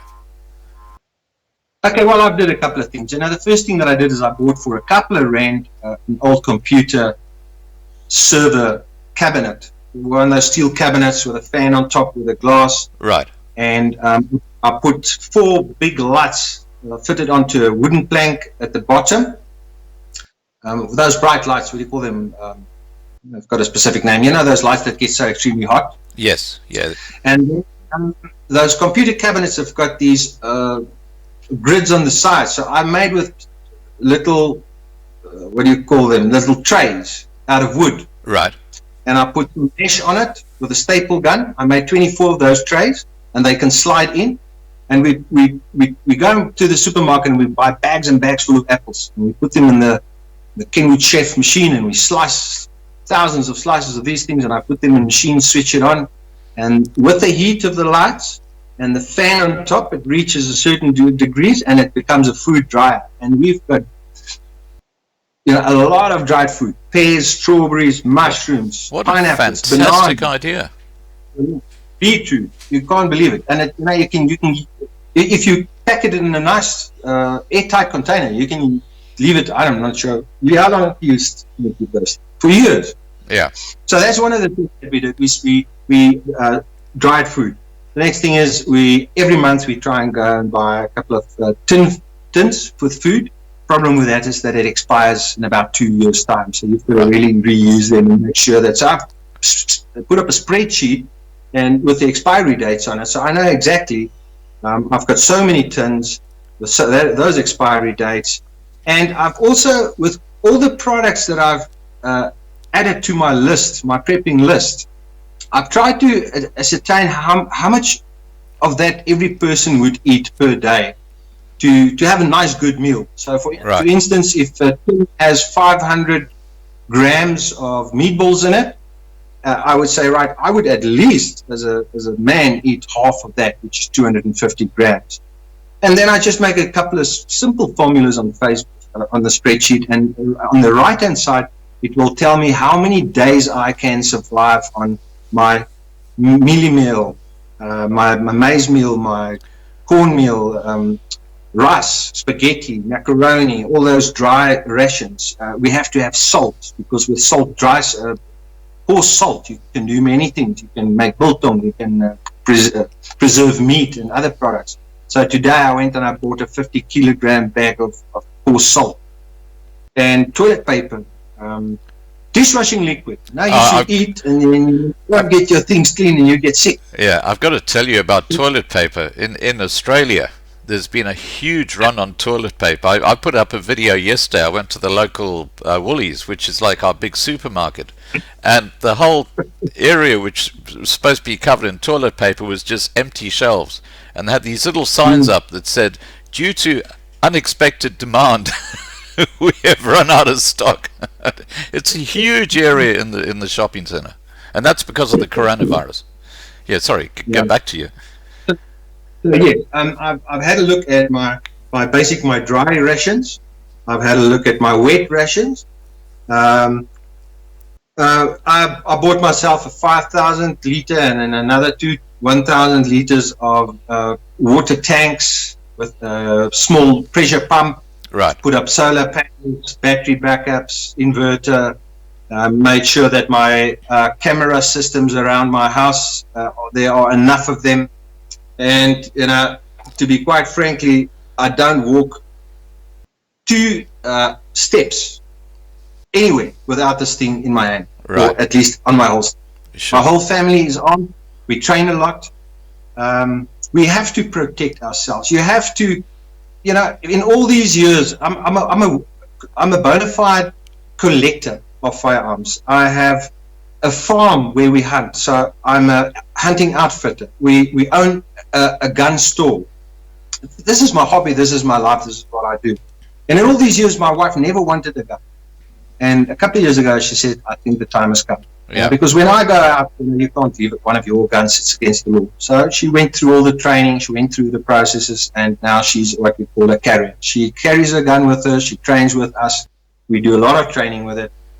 It costs a bit of money, but at the end of the day, you have to protect yourself. If you have to spend a couple of rands to get a solar panel, if you have to spend 1,000 rand to get 2,000 rand to get a 2,000 liter watering facility to have spare water or a generator or whatever. If you're not going to do it, who else is to blame? Because things are going to happen. I'm sure things are going to happen soon. So your message to everybody watching this is prep, which is what I've been saying. Now, I want to get back to your gun shop because, the government has made some very disturbing policy decisions in recent years, and probably upmost in that is the new law that states that you cannot shoot someone in self-defense, and you can't own a gun on the basis of defending yourself. What are your views on that? I mean, I think it's crazy. I've got plenty to say on this. Let me tell you why. Apart from the fact that I was brought up with firearms, I mean, my dad was a collector. I remember from a young boy, probably about the age of 3 years old, I already shot with certain guns. So we do a lot of reloading our own ammunition. As I told you, it's not only my work now having a gun store, but it's my hobby. We do a lot of sport shooting, clay pigeon shooting. We do hunting. Right. We do target shooting and combat shooting. So, apart from that, one Friday afternoon, I was sitting at the shop, and one of my employees answered the phone. My wife was alone with, at that stage, my youngest boy, who was still had an operation for his tonsils. Yeah, it was very small, and the only thing that she could manage to say on the telephone, "Please come and help. They're breaking in. They are kicking open our front door," and she put the phone down. Sure. Now the guy that answered the phone is a guy with the name of Johnny, one of my managers. He phones and says, "Marius, there's big trouble up your house. You must come immediately." Now, I had my gun with me, on me. I grabbed car keys, not even my own car keys, because I used to drive with one of the delivery vans to my house and to work. I took my mom's car keys, which was still in the business at that stage, and I drove home as quickly as I could. In the meantime, my mom phoned the police. And luckily, I'm about 3 kilometers away from home. And then I realized that if there are intruders in the house, they're probably not going to expect me so quickly. Right. But I did not know where my wife was. I did not even have my house keys with me with a remote for the gates. And by the way, we live with electric fences and cameras. It looks like a jail where we live these days, just to keep the criminals out. So on my way, I decided I'm not going to stop in my driveway because I am going to make myself a sitting duck, not knowing what the situation is. Because these days, we know these guys are armed. Yeah. It's not like 20 or 30 years ago where they come maybe with a knife, which they just want to come and steal a TV or something. We know these guys are armed. So I stopped in the driveway of my neighbor, got my gun out. As I ran around, the gate was open. There was another car standing in my driveway with the doors wide open. Wow. 4 guys coming out of my front door with all, big TV and all kinds of things. Yeah. Now then the adrenaline starts kicking in because you realize you're in a position where you're alone. There are 4 guys. There might be more. And you have to go into a fighting scenario. Now, many people in the past, and the FBI, funny enough, did a lot of interesting tests over the years, which I've studied. One woman said that if she had to face an intruder in a house, she will faint. She will just faint. You know what happened? She got somebody that broke into a house, and what happened? She did faint. Yeah. Another lady said, "There's no way in hell that I will allow somebody in my house." What happened? So they got in. She grabbed an ashtray and she threw the guy. She cut open his whole eye and she wrestled him out and she knocked him over with a pot or something. The guy's left. As far as I can remember, some statistics say that in 84% of the cases that the FBI studied at some stage where resistance or whether they got resistance, these burglars, or on an attack, it failed. The problem that we have in South Africa is a bit different, because we get these car hijackings and robberies where the majority of these guys are armed and they have an outlook as well, so you're not 100% sure how many of them are there. So you don't want to be a smart hero and tell everybody that you caught these crooks and you will do it again and you will shoot them. But the big thing is, you asked me about the guns. If I did not have a gun that day, I would have been in big trouble. I would have been dead, and my wife and my kid would have been dead. Right. I promise you that. I can promise you that today. But when I had my gun ready and I knew how to use it, I caught them off guard. I had the element of surprise on my side, and I just decided I'm going to go in there like a piece of lightning. I'm not going to wait for anybody, trying to look around the corner, because I knew that if I could have the element of surprise on my side, I could probably neutralize them, which I then did. They ran back into the house. They got such a big fright. I managed to overpower all of them, and we arrested them. One got away, but the 3 other guys were arrested. The bad thing is that then after that, obviously, I was up for assault, because that's what happens in South Africa these days. If you try and help in a situation, they just say, and they lie, they say, no, this guy assaulted us, and then you're also in trouble, and it costs you a lot of money to try and get you out of the problems then, which, luckily, it worked out for us. But that's the thing, that old saying of rather have a gun and not need one, and when you need it and you don't have it, you're going to be in trouble. Yeah. So what the government is trying to do, and our Minister of Police is is saying in public, we must disarm all private people. But you know what? The majority of weapons that gets used in robberies and murders and rape cases where they use these firearms are ex-police and military weapons. Yeah. And unlicensed firearms. You can look at the whole weapon fraternity in South Africa. These are guys that's good citizens. They follow the rules. They do their testings, and they use it for sports or whatever. And he wants to take away our rights to protect ourselves in this country, where the police can't even protect it. Well, we see videos on a daily. It's actually worse. It's actually worse than that, Marius, and I'll tell you why. The police are actually involved in these criminal gangs, especially when it comes to kidnappings. I mean, they're saying that most kidnappings involve the police. And it's a huge industry in South Africa now, something like 8 billion rand a year. That's a huge amount of money from kidnappings. And the police have lost 5,000 firearms since 1994. 5,000. How can you lose a firearm? 10 million rounds of bullets have been lost. That is ridiculous. Clearly, the police service is now an extension of the criminal element in South Africa. I'm not saying all police, but there is certainly a percentage of the police who are involved in criminal activity. And, it's why I call South Africa the gangster state. Yeah, look, I obviously know a lot of good policemen, friends of mine. Yeah. Doesn't matter, white, black, there's a couple of really good police. But unfortunately, like the politics, like all these big state institutions, it is so corrupt.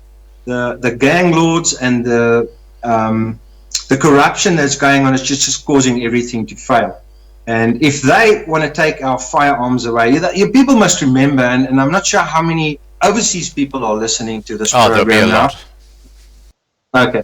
That people must remember that the Boer nation, one of their things that they like is their guns, because we used to hunt in a wild Africa, where by the way we entered in where nobody was, apart from the Khoi San here in the Cape. We entered into Africa, which was wild. There wasn't any other there weren't any other black tribes. Those black tribes, the stories that get told to them that they were there and we stole their farms, that's nonsense. Everybody knows that's lies, except the people like EFF and DLF, which uses these lies to for their followers. I mean, we used to hunt. We are hunter-gatherer. So I have the most beautiful rifles and pistols and things, and I can just sit and take them apart and oil them, and it's my hobby, it's my love. If they want to take it away, and I can tell you there are hundreds of thousands of people that feel exactly the same, not of all races. Yeah. Of all races. There's a big group in South Africa called GOZA, Gun Owners South Africa. And they are fighting in the courts. Well, they're fighting very hard for our gun rights at the moment. Them, and then there's other groups as well. But there's going to be big trouble. I will not let anybody take my firearm away, because if they're going to do it, you know the history, what happened in China, and then where's it, Venezuela, and all these places. Then they might as well just slit my throat. Yeah. Now there are about 400 people watching. I'm going to just address the people who are watching right now. And Jaco, if you can start posting questions that people might have for Marius, and I'll certainly put them to him. If you have got a question you'd like to ask Marius, now's the time. I just want to say thanks to the moderators. I see quite a few of you guys here. Thank you for the great work you're doing in the side chat. Okay, so while we're just waiting for those questions to come up, because it takes a little while, with your gun shop, you've heard that something like 2,000 or 3,000 gun licenses have been stolen from a courier. I don't know if you heard about that. Has the government sent you any official documentation saying do not or confiscate gun licenses between a certain range of numbers? Have they given you any information at all? Not as far as I'm aware of, Scott. I must also tell you that I'm working from home mostly, and I farm. So I do a lot of my work I do via technology and computer-based programs. So my son Rudy and the other son Nicky, they're the ones that's running the whole gun store, which is inside the furniture. And I'm not 100% sure if I can answer this, but I'm not aware of anything that happened. The news about it was definitely it was sent to us via some of these organizations like GOZA and others. Yeah, but the government didn't contact you about it. No, they won't. I mean, obviously, they're just useless. I personally, sometimes, as a person, you want answers and you want to blame them. Yeah. Didn't they do it on purpose? Don't quote me, but why wouldn't they? If they want to disarm them and they just stop the licenses, and for the same reason that we've been saying for many years.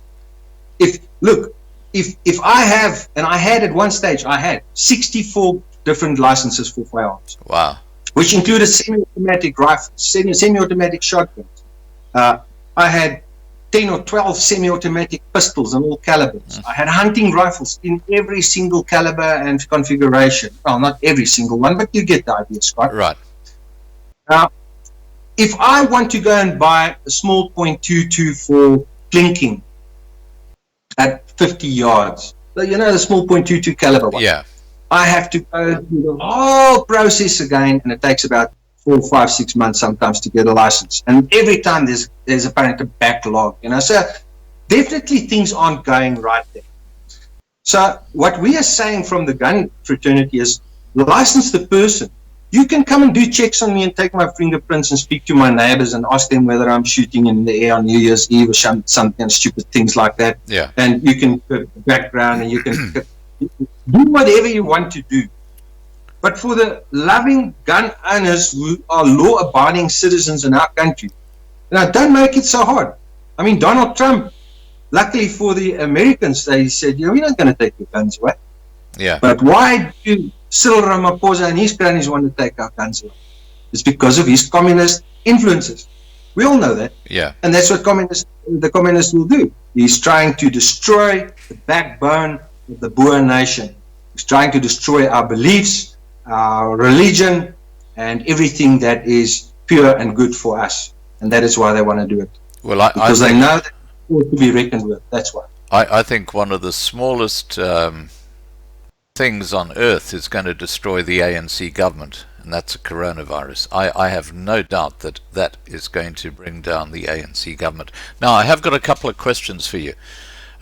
William asked, Marius, what are you going to do when the government outlaws firearms, makes it illegal to own a firearm? My answer is going to be very, very simple.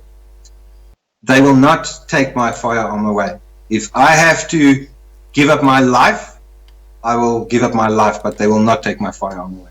So if I have to die, and nobody's going to take my firearm, and believe me, hundreds of thousands of other people feel the same. Our Boers are not the Australians or the New Zealanders or other people.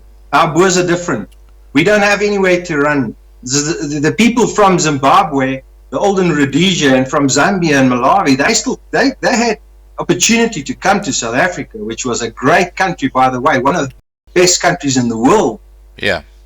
So basically, that's your line in the sand. Now, look, I've got to just say to you, I'm going to speak to Isaac and from Boerelichian, because he's organizing this march on the 20th of March at the Department of Correctional Services in Pretoria. And that's just in your backyard.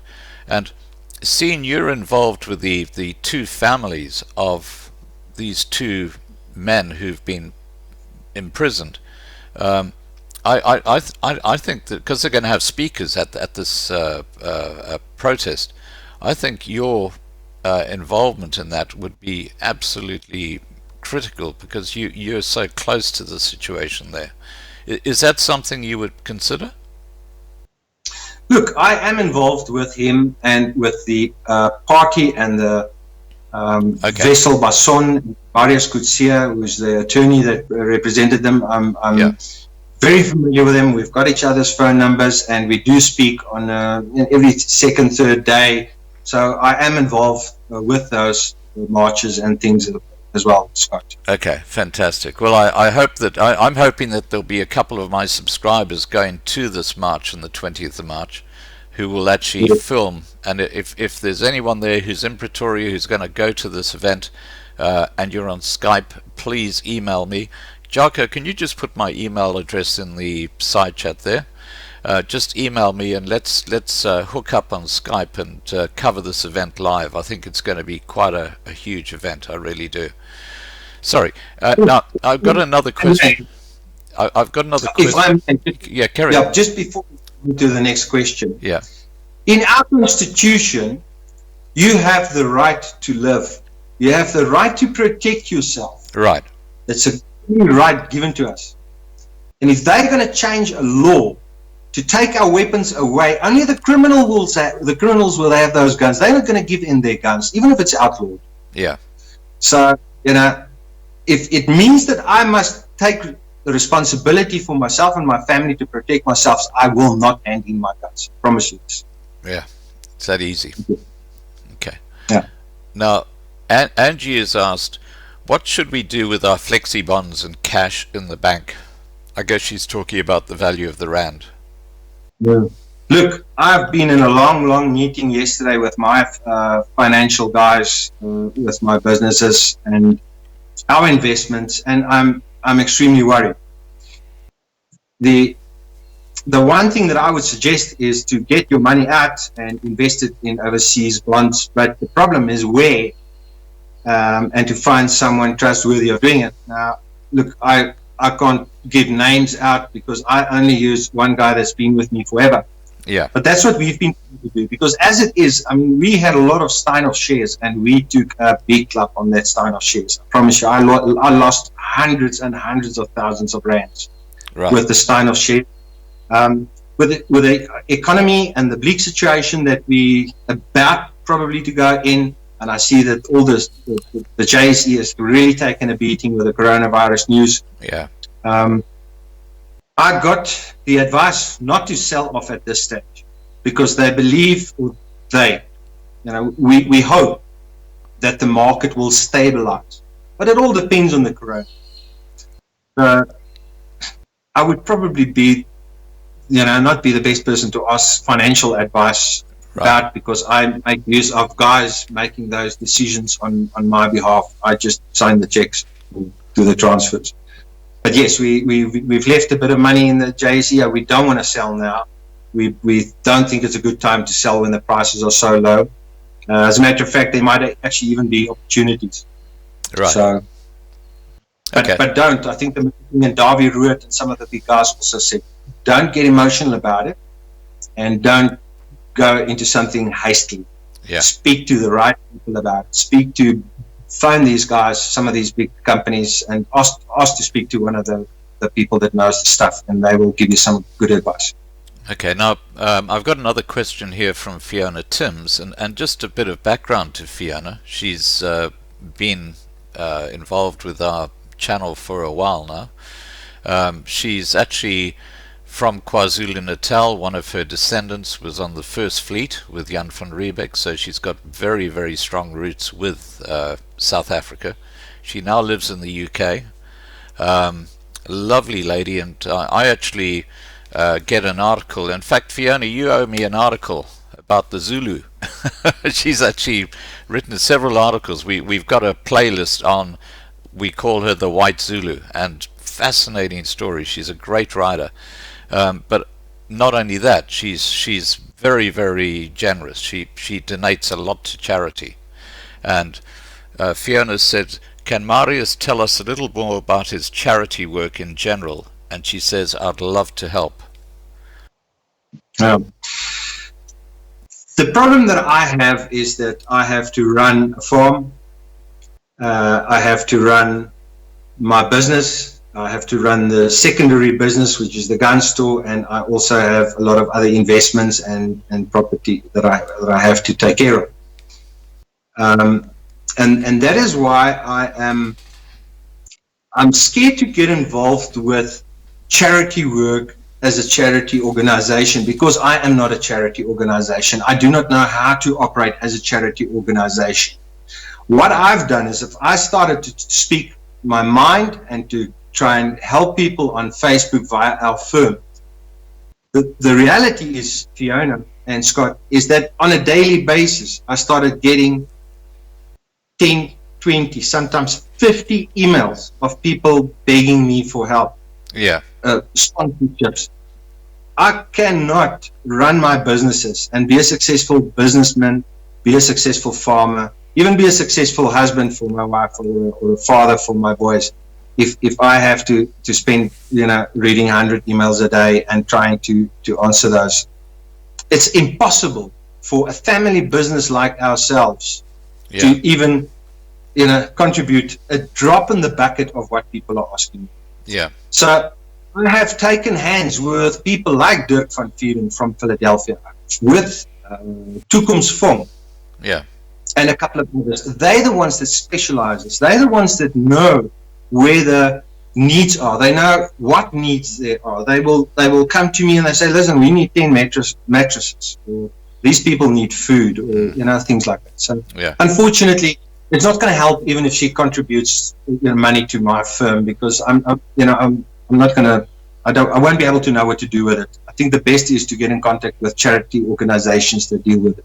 But Philadelphia Ark and Toekoms Funk is a good start. Yeah, look, I've actually had Dirk on a live stream months ago now, and he is an extraordinary man, absolutely extraordinary, and it was so amazing because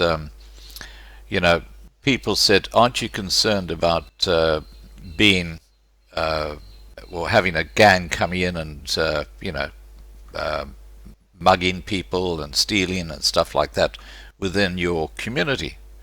And he said, no. He said, my father looks after me, and he is such a strong Christian. He's got such an incredible attitude, and lovely man. I hope that answers your question, Fiona. Now there's another question here from the Matrix. Question to Marius: with all your experiences in South Africa, how do you see the country in a few years' time? That's a big one. I honestly think that, as you also mentioned, Scott, that the ANC will be out of power due to various circumstances, be it maybe the virus or people just losing trust in them, riots, just a total collapse of infrastructure, them not being able to even pay their civil servants anymore. It's probably going to happen soon. Yeah. Thereafter, I think that the outside world, like the United Nations, countries like America, even Germany, will get involved, because there are still a lot of first world countries that's invested in South Africa. And they wouldn't want their investments just to go, down the drain. So we'll probably get that. I'm 100% sure that a lot of the people that lived overseas, expats from South Africa, will come back. And then I'm also a firm believer in what Sina van Rensburg said, the old Boer prophet, that said that people will flee back to South Africa, and we will take over the power, whether it be over the whole country or parts of the country, but self-determination. We will get out of the grips of the communists, and we will have a mighty God that will help us to get this country back on its feet. Now, I promise you, if you love gardening and you see how something grows on a daily basis, or you're a farmer and you put that seed in the ground and you put water in it and it grows, the best feeling in the world. So don't be too worried about what's going to happen in the next couple of days. Just have faith and be strong and think about the possibilities. It's going to be a lot of work to build this country, but apparently we're going to build it up to being one of the best, most significant countries in the world, according to the prophets and according to the Bible. So I think hang in there. Look for opportunities in these times to still at least make money and ends meet. I got something that I want to share with you, Scott. That's been with me for many years in business, through the ups and the downs, the quiet weeks, the quiet days. And when you're a business owner, you get nervous and depressed very quickly when things don't go your way, because you are responsible for 50 or 100 or 20 other people, but not only for them, not only your staff. You're responsible in many cases for many more people than that, because they have spouses, they have kids at school. So where you're a normal salary earner, you get your salary and it's fine, you're happy with that. But when you're a business owner, it gets tougher because you worry about so many more people. Yeah. But I got told when I discussed this with a very wise old man, he said, in all the times in the world, even in the days when Rwanda and those places were in a civil war and the genocide happened there will still be, in any country, doesn't matter how bad it goes in that country, there will be people with money, and there will still be people with lots of money. The main thing is how to get those people to come and do business with you. And that stayed with me. So, if things get tough, like we talked about the BEE, let them have their BEE. I don't do the BEE thing. I will make plans. We've always been a nation with initiatives, and we'll get through it. Right. Okay, I've got another question for you. Dagbreker has said, just want to say thank you to the UM for standing up. What other virtues would he recommend if integrity is one? Analogy stories are very uplifting, and I think he's talking about your vision of walking up this little copy. Anyway, over to you. One of the things that I had to learn through the last couple of years is humbleness. Now, if you're not humble in your ways, and you make things like money and possessions, turn them into gods, that's one of the things that the Bible talks about. You mustn't turn them into gods.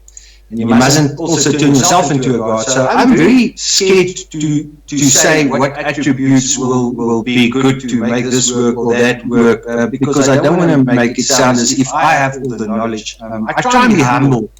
I can give advice. I can give advice about things that happen in my life.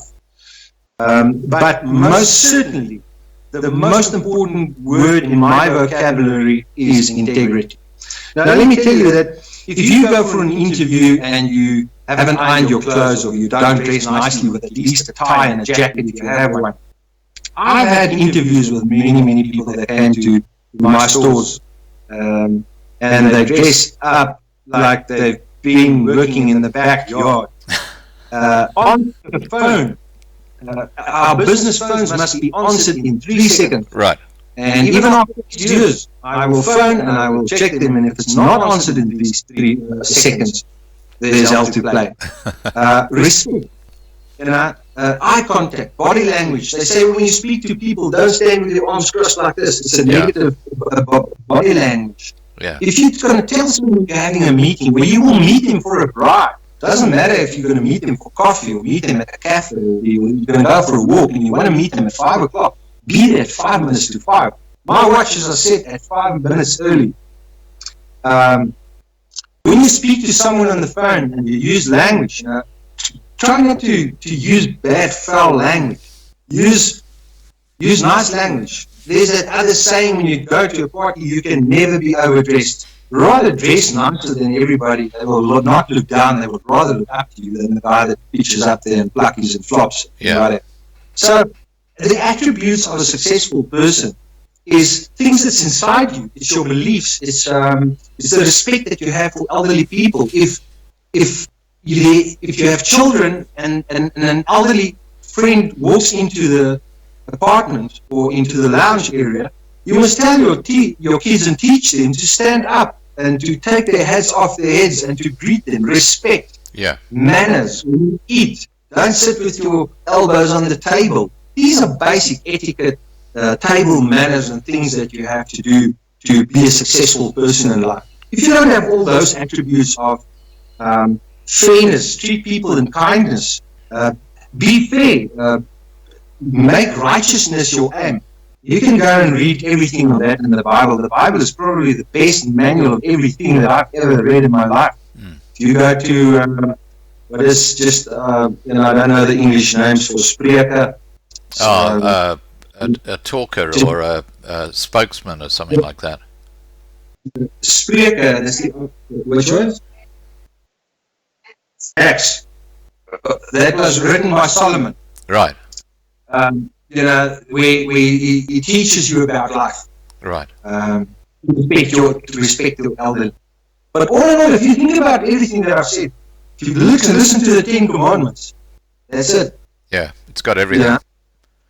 That's it. It covers everything. The 10 Commandments. You don't have to go to your Bible. Just read the 10 Commandments and think that everything that I've said is covered in this book. Yeah. It's easy. I just need to add to something you said, and that you talked about how the culture of your organization is very positive, helping people, and that's reflected right through all your staff.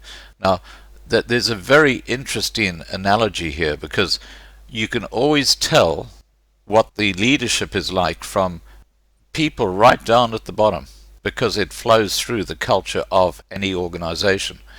And if you look at the ANC government, and you look what's happening in the municipalities all the way up to the president, you can see why South Africa is in so much trouble, because it starts right at the top. Oh yeah, you're 100%. I mean, we've I don't know. I'm sure you've talked about this on your show, Scott, but not one of those guys have been jailed yet. Yeah, all that's right. These thousands of corruption cases just goes away. The Zondo Commission is a joke. It's a joke. Julius Malema goes on a stage and he shoots an AK-47 in the air. If I do it, I will sit with my behinds in the jail, and that all my guns, hundreds and thousands of rands worth of my rifles and guns will be taken away from me immediately, and I will never ever own a gun anymore. Yeah, it's so the total system is corrupt. It's unfair. It's treating us unfair, and that is one of the reasons why I've made a stand up in public, and I'm standing up for not only my people, but I'm standing up for righteousness. I'm sick and tired of all the things that's wrong with this country. Yeah. And we can make lists and lists, and everybody knows what I'm talking about. I'm not going to take it anymore. I know that the majority of the people don't like it. Yeah. But unfortunately, the government and their cronies and the EFF and the BLF and a couple of other liberals, they just agree, but they are so in the grip communist and the socialist mindset, and they've been so brainwashed that they believe all these lies, and they believe everything will be better, but it will be not. It's getting worse every day.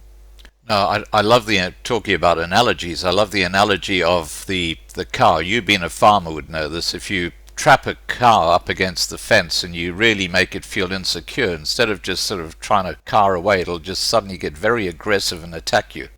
You know, it's just what happens. You take people or animals to a point, and from being, you know, just compliant and docile and whatever, they just say, "That's it. I've had enough. I'm hurtful," and they just say, "Okay." And that's basically where South Africa is right now, with so many white people. They've just had enough. It is at a tipping point. It's quite scary.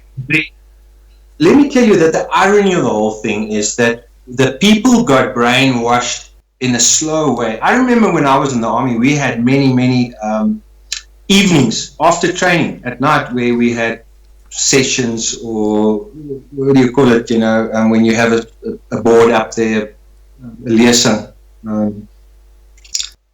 Doesn't matter, I can't remember the name. But you know, you had training in not only the normal ways of war, but in the mind war that the communist is playing. Right. And one of the things is, you know, the slow war that they're talking about. They slowly, they're turning the tap. It's like the synergy where Cyril Ramaphosa said, you know, he's cooking us in a pot, and they'll turn up the heat, and they'll turn up the heat. People are getting used to it, but people are also afraid to speak their minds, because the Boer nation's always been a loving nation. Yeah. We wanted war with anybody. Yeah. You know, when we got to Cape and then we had trouble with the English, we just said, you know, look, whatever you guys do, you know, we just want to farm, and we want to have freedom and not be messed with. And then we moved away. And unfortunately, along the way, we passed KwaZulu-Natal, and we got to Dingaan and all the Zulus and all the other guys, and you know, they treated us unfair. We never treated them unfair. We even, Peter Tief went and he took their cattle. He says, listen, and he honored their agreement. Dingaan was the one, the Zulus were the people that did not honor the agreement, and they killed them and they slaughtered us. Yeah, it's terrible. So, you know, we are loving people in our house. Yeah. But we get to a point where we have to take action, but then we get dangerous. And the enemy knows this. I am 100% convinced about this, Scott. The enemy knows that when the Boer nation gets in a corner, they're going to fight. And that is why they didn't change all the laws. Can you imagine if they, in 1994 to, let's say, 2000, they changed a quarter of the laws in 2 years or 3 years after they won the election that's been implemented now, or the taxes. Yeah. The number of different taxes that we get taxed on. There would have been a burglar war. There would have been a war long before 2000 if they had to make all their changes very quickly. And that is why they realized that I had to do it slowly. Yeah. And that's one of the reasons, and the irony is that people get used to it, and and they say, you know what, we'll pay the tax, and okay, we'll just do this, and hope nothing goes wrong. Have you seen that 1993 ANC document? Yes, I have. Actually, yeah, that you know, which spells out their strategy. Yes, and well, that's exactly what I'm saying. Yeah. And we got told this in 86, 87, 89, 88 in the army. We had courses about the slow war, and we got told these things. Yeah. And for some unknown reason, everybody just blind. They just turned blind and they didn't see it. Right. You know? Or they believed it. They said, no, things are going to come right. Give Evie de Klerk, give him his due. We want to watch rugby. Let's play rugby against the rest of the world and these guys, and we'll have a great country. Luckily, my family voted no in the elections. In 92. Now, Jarko's asked a question. He says, Jarko's one of my moderators, and he's been on this channel since pretty well day one. I mean, he's a lovely man. And Jarko says, truth, lies, and deceit, South Africa. Scott, please ask what rights we have when martial law comes into effect. Basically, as far as I understand martial law, and I'm not an expert in martial law, but I believe you've almost got no rights. because then they can take your guns, they can come and arrest you, they don't even have to give you any explanation. So if martial law comes into effect, you know that you've got big trouble. I'm probably not the best one to speak about this. I think that a guy like Isak van Zyl, who's from the Boerenlegioen, he was a very high ranking officer in the South African police services, and I'm sure that he would probably be able to answer this better. But martial law is the last thing that we need, because then they would be able to take away all your rights. You're going to sit in your house, you'll not be able to move, they're going to control your movements, they most definitely will clamp down on any guys that's got any either far right or left wing connotations to their names. And so I hope it never happens. But if it does, we've just got to do what we've got to do. I'm not sure if the government, with their current police force and army, will even be able to. They won't. They're totally incompetent. I mean, the South African Defence Force, apparently a lot of the soldiers are now not being paid, and they just it's become a complete joke, just like everything else in South Africa. It's very, very tragic. Okay, guys, look, are there any other questions that people would like to ask Marius? Now's your chance. Can I just say something, Scott? Please go ahead. Yeah. I have many black, brown, white people working for me in my different businesses on the farm. Right. I have never in my life treated anybody unfairly, not paid them, spoke to them in any derogatory way. Right. In any racist ways. I have made myself clear to them that I'm not there to look down on them because of their skin colors or whatever. So people must not think when they've listened to this that I'm some kind of a radical right-wing guy. I'm a normal guy. I'm just a normal human being like everybody else. I've just things happened in my life in the last 2 years that made me become, and over many years of hard work, become successful. But I had to get people with me, who believed in my vision. And some of those guys were not only white people, they were normal people. Yeah. So everything that I've said is because of the love that I have for my own nation, the Boer people. Right. I love other people because, God says I must love everybody. But people must understand when I speak about the Boer nation, it's where I am from. This is who I am. It doesn't say if you're a Mexican and you say, listen, but I'm a Mexican. You don't find people all over the world being afraid to tell people who they are and where they are from. If I find guys in Johannesburg, I'm an Italian. My grandfather was born in Italy. So people must not confuse apartheid and all those things with being set apart. Those are two very different things. The word apartheid and what happened there, and to be set apart as the Boer nation, as one of the nations in the world apart from Israel that made covenants with God. I am proud as a Boer, and I am proud to be set apart in God, Yahweh's name. And people mustn't confuse that with racism or apartheid or these silly words. I've had enough of that. If I can never ever hear the word racism or apartheid in my life, I will be very happy. Well, look, I've got to tell you, the R word or racist word has been totally discredited. It means nothing. It's completely lost its impact. I mean, you might as well say something else that's totally irrelevant because it's so misused today. It's ridiculous. I've got another question. Edward Abraham said, please ask Marius if he is willing to work with Hein Marks from the ULA so we can speed up to secede.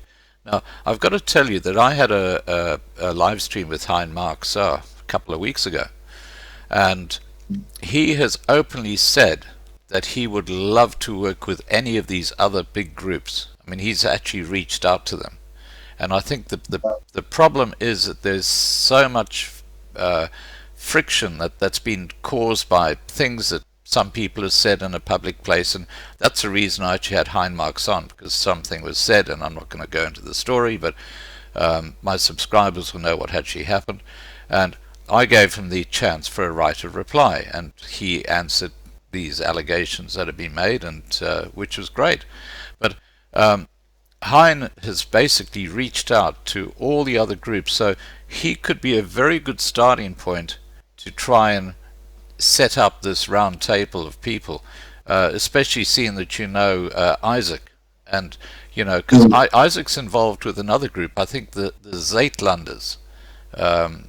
Is it the USAC or USAF or something like that? Another group that yeah. So getting a few parties together and actually getting it happening would draw the other parties in, because they could see that this is actually a positive thing. So just by way of comment, I know that Hein Marx would embrace the idea of the groups working together, so it could be a starting point.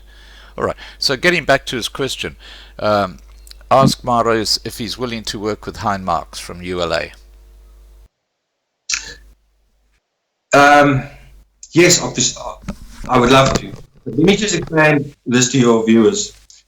Scott, you and I had a discussion earlier tonight where you asked me whether I would be willing to, what's the word that you used, a mediator or something between all these groups. And remember what my answer to you was, Scott. I said, Scott, if that's what I have to do, I have to do it. If people trust me as a guy that's honest and have integrity and don't have financial gains and motives and all these things that I have to worry about, and they can trust me to really tackle the problem, that's what I really would love to do. If it means I have to work with Hein Marx, if it means I have to work with all the other people, be it may, I will do it, most certainly. But people must remember that I'm not a politician. I don't know much about the internal structures of political parties and all the different organizations. I know of them. I've been following Hein Marx. I've been following the Boerelegioen. I've been following the Zeitlanders. I've been following all these guys. So I try and get a broader knowledge of everybody, and I try and understand what they do.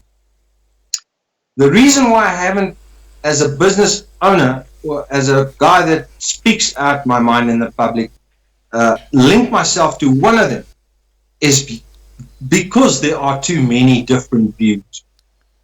So I would most certainly speak to Hein if he's willing to speak to me.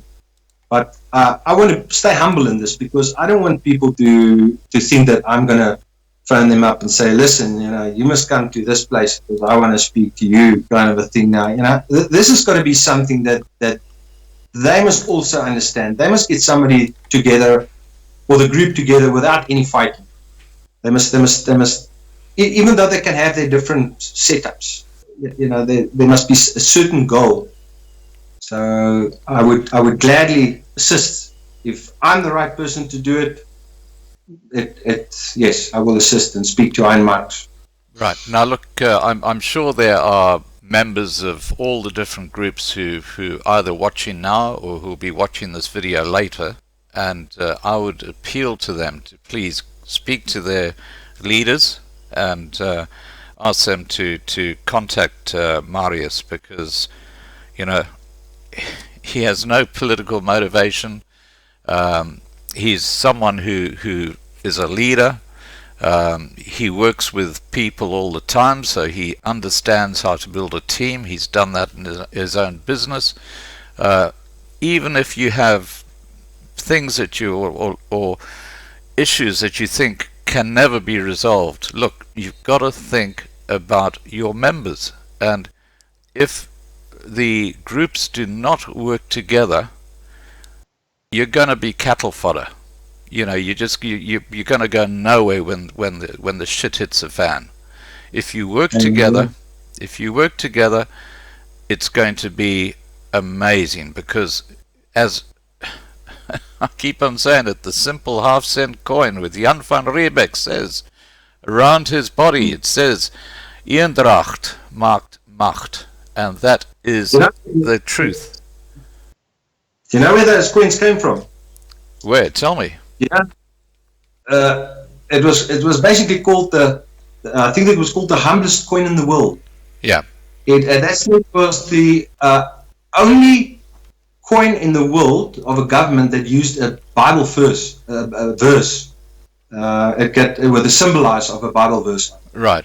It was during concentration camps in 1923.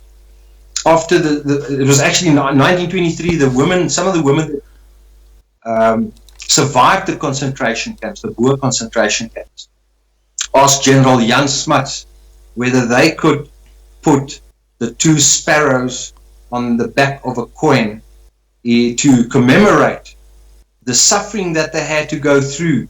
And they specifically referred, those women used a specific verse in the Bible. It was Matthew 10 verse 29. And that is where God says, you know, I'm not that clever with the Bible, but it goes about the fact that He says, can you not buy two sparrows for a penny? So yeah, you are worth so much more to me, you know, than a penny. Right. And if without God's will, those sparrows will not fall to the ground, and your hair is accounted for. So it was a symbolize of the South African government at that time, with the sparrows and the back to honor the women in the concentration camps, and that's why it had those sparrows on. Yeah, fantastic. Now, I'm going to wrap up this live stream because we've been talking for 2.5 hours, and I know you're a busy man, and I really appreciate your time today. I mean, I see you as a natural leader. I see you really as someone who could help these groups and could get them to work together. And once again, I'm appealing to them to please contact you, or members of these groups to please get their leaders to contact Marius and just have a chat. It's not going to hurt. Just have a chat and see what Marius has to say, what his ideas are, and there's no harm in that at all. Now, Marius, is there something you'd like to say to the people who are watching this video or who will watch this video later? Is there a message you'd like to give out to everybody? Well, first of all, Scott, I want to thank you for your kind words and your the fact that you see something in me that would contribute towards the situation in our country. I am humbled by it, and I promise you that I will not let people down, and I will not change my way of thinking because of money or fame or anything. I'm past that stage. So thank you very much for your kindness and also for the nice things that you've said about me. I appreciate that very much. I'm humbled. The last thing that I want to just say is, and I actually said it before, is great things have been prophetized for South Africa. Not only by the seer Nostradamus spoke about. He said that in the end of days, the last light place will be on the most southern tip of Africa, meaning South Africa. Right.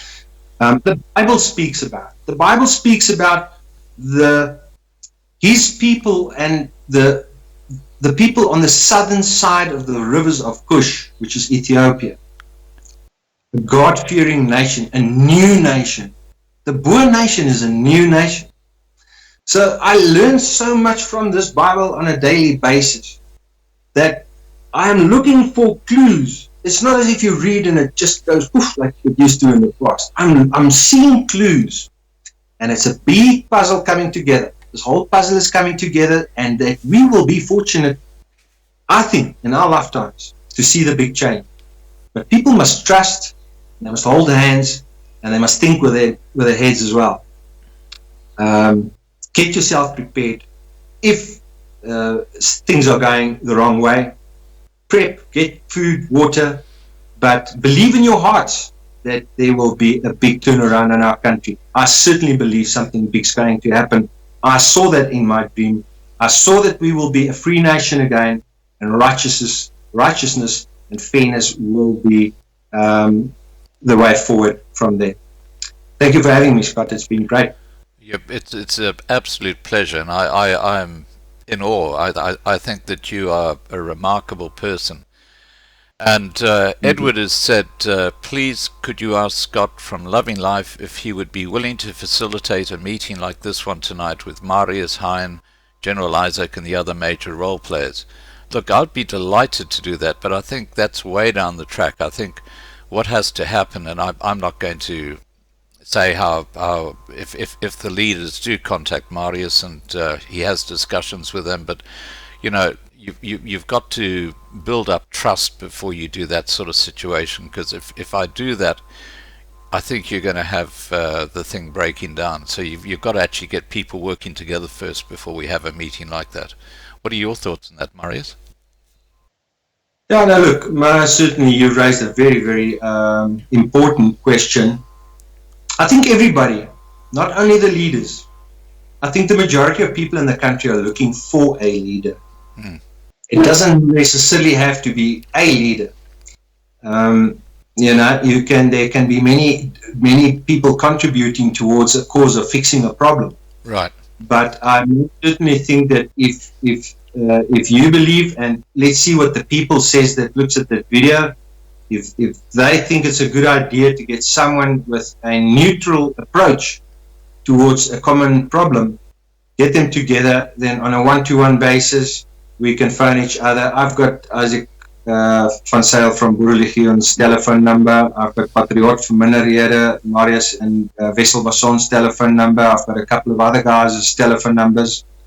You know, maybe we must set up a meeting and go and eat something or have a braai at my house, and we can speak in an informal way, and then, you know, get more and more people together, and maybe it happens sooner than we think.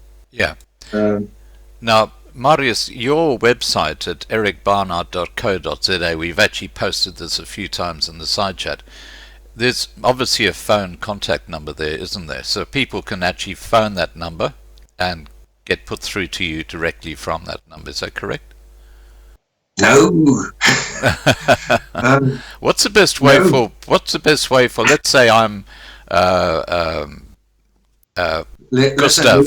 Let's say I'm Gustav, and I want to give you a call or email you. What is the easiest way to do that? I think that people can rather, if it's not business related, they can, or if it's really important. But please don't send me letters asking for money, because I have too many of them. Yeah. I'll give you my email address. It's Marius. It's Marius. Yeah. Marius. Yeah. At Eric, ERIC. Yeah. Barnard, BARNARD.co.za. So Marius at Barnard.co.za. The reason for me saying no, they mustn't ask for me, is because you know, a lot of people want to speak to me and only to me, and then after many hours of battling, when they eventually get to me, they say, "What's the price of a mattress?" You know, I've got people that does that. Unfortunately, you know, I keep busy with more important things than the prices of mattresses. Yeah. Ultimately, I make decisions about what they should be, but if the people want to really get an hold with me, rather send me a mail. Yeah. Okay, I've put your email address in the side chat, Marius at ericbarnard.co.za. All right, look, I just want to say to all those people who've been watching tonight, thank you so much for spending the time with us. We know that you have busy lives, and it's always lovely to see hundreds of people participating in the live stream we've had tonight. We've had up to about 350 plus people at times during this live stream, which is really nice. And I want to say to our moderators, thank you so much for the great work that you do, and as I said, in particular to Marlena. Now, Marlena was the lady who contacted you, Marius, and she actually set up this live stream. So if Marlena hadn't done that, we wouldn't be talking.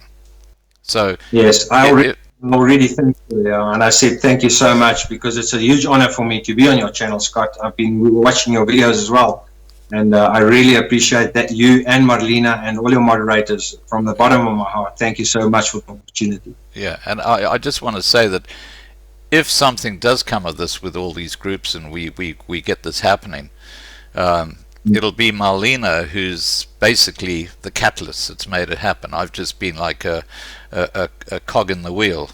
So let's see what happens. Let's see how it goes. And please, if things do start happening, and if you do get contacted, and let's hope that happens, because Eendracht maakt Macht. Perhaps you could just give Marlena a call and give her an update from time to time. And certainly if it starts happening, we would love to have you back on a live stream, and perhaps with some of these leaders as well at the same time, having a discussion, and then perhaps hopefully drawing in other people. Yeah. Okay. Well, let's see what happens. As I said, at least this was a start, and I think it's a good start. So, let me reach out to Isaac van Zyl, and to one or two other guys, and let's meet up with them and talk about the possibility of getting a bigger table of guys around. So I give you my word, I will, from my side, at least try. Whether they will listen to me, I can't say. Yeah. But let's try it. Well, I have to say, quite honestly, they'd be fools if they didn't take this opportunity, because you clearly have leadership abilities, you know how to build a team, you're a successful businessman, you don't have political motives, so you're not going to sort of kind of try and be a political leader. You're a facilitator, and you're trying to get them to work together. I mean, that's what we're talking about here. And I might even be able to sell them a couple of beds or lazy beds, All right. On that note, guys, I'm going to shut off this live stream. As I said earlier, thank you so much for joining us, and please take care, keep well, and don't forget to prep. As you heard tonight from Marius, it's something that everybody needs to do in these times. All right, guys, take care, and bye for now.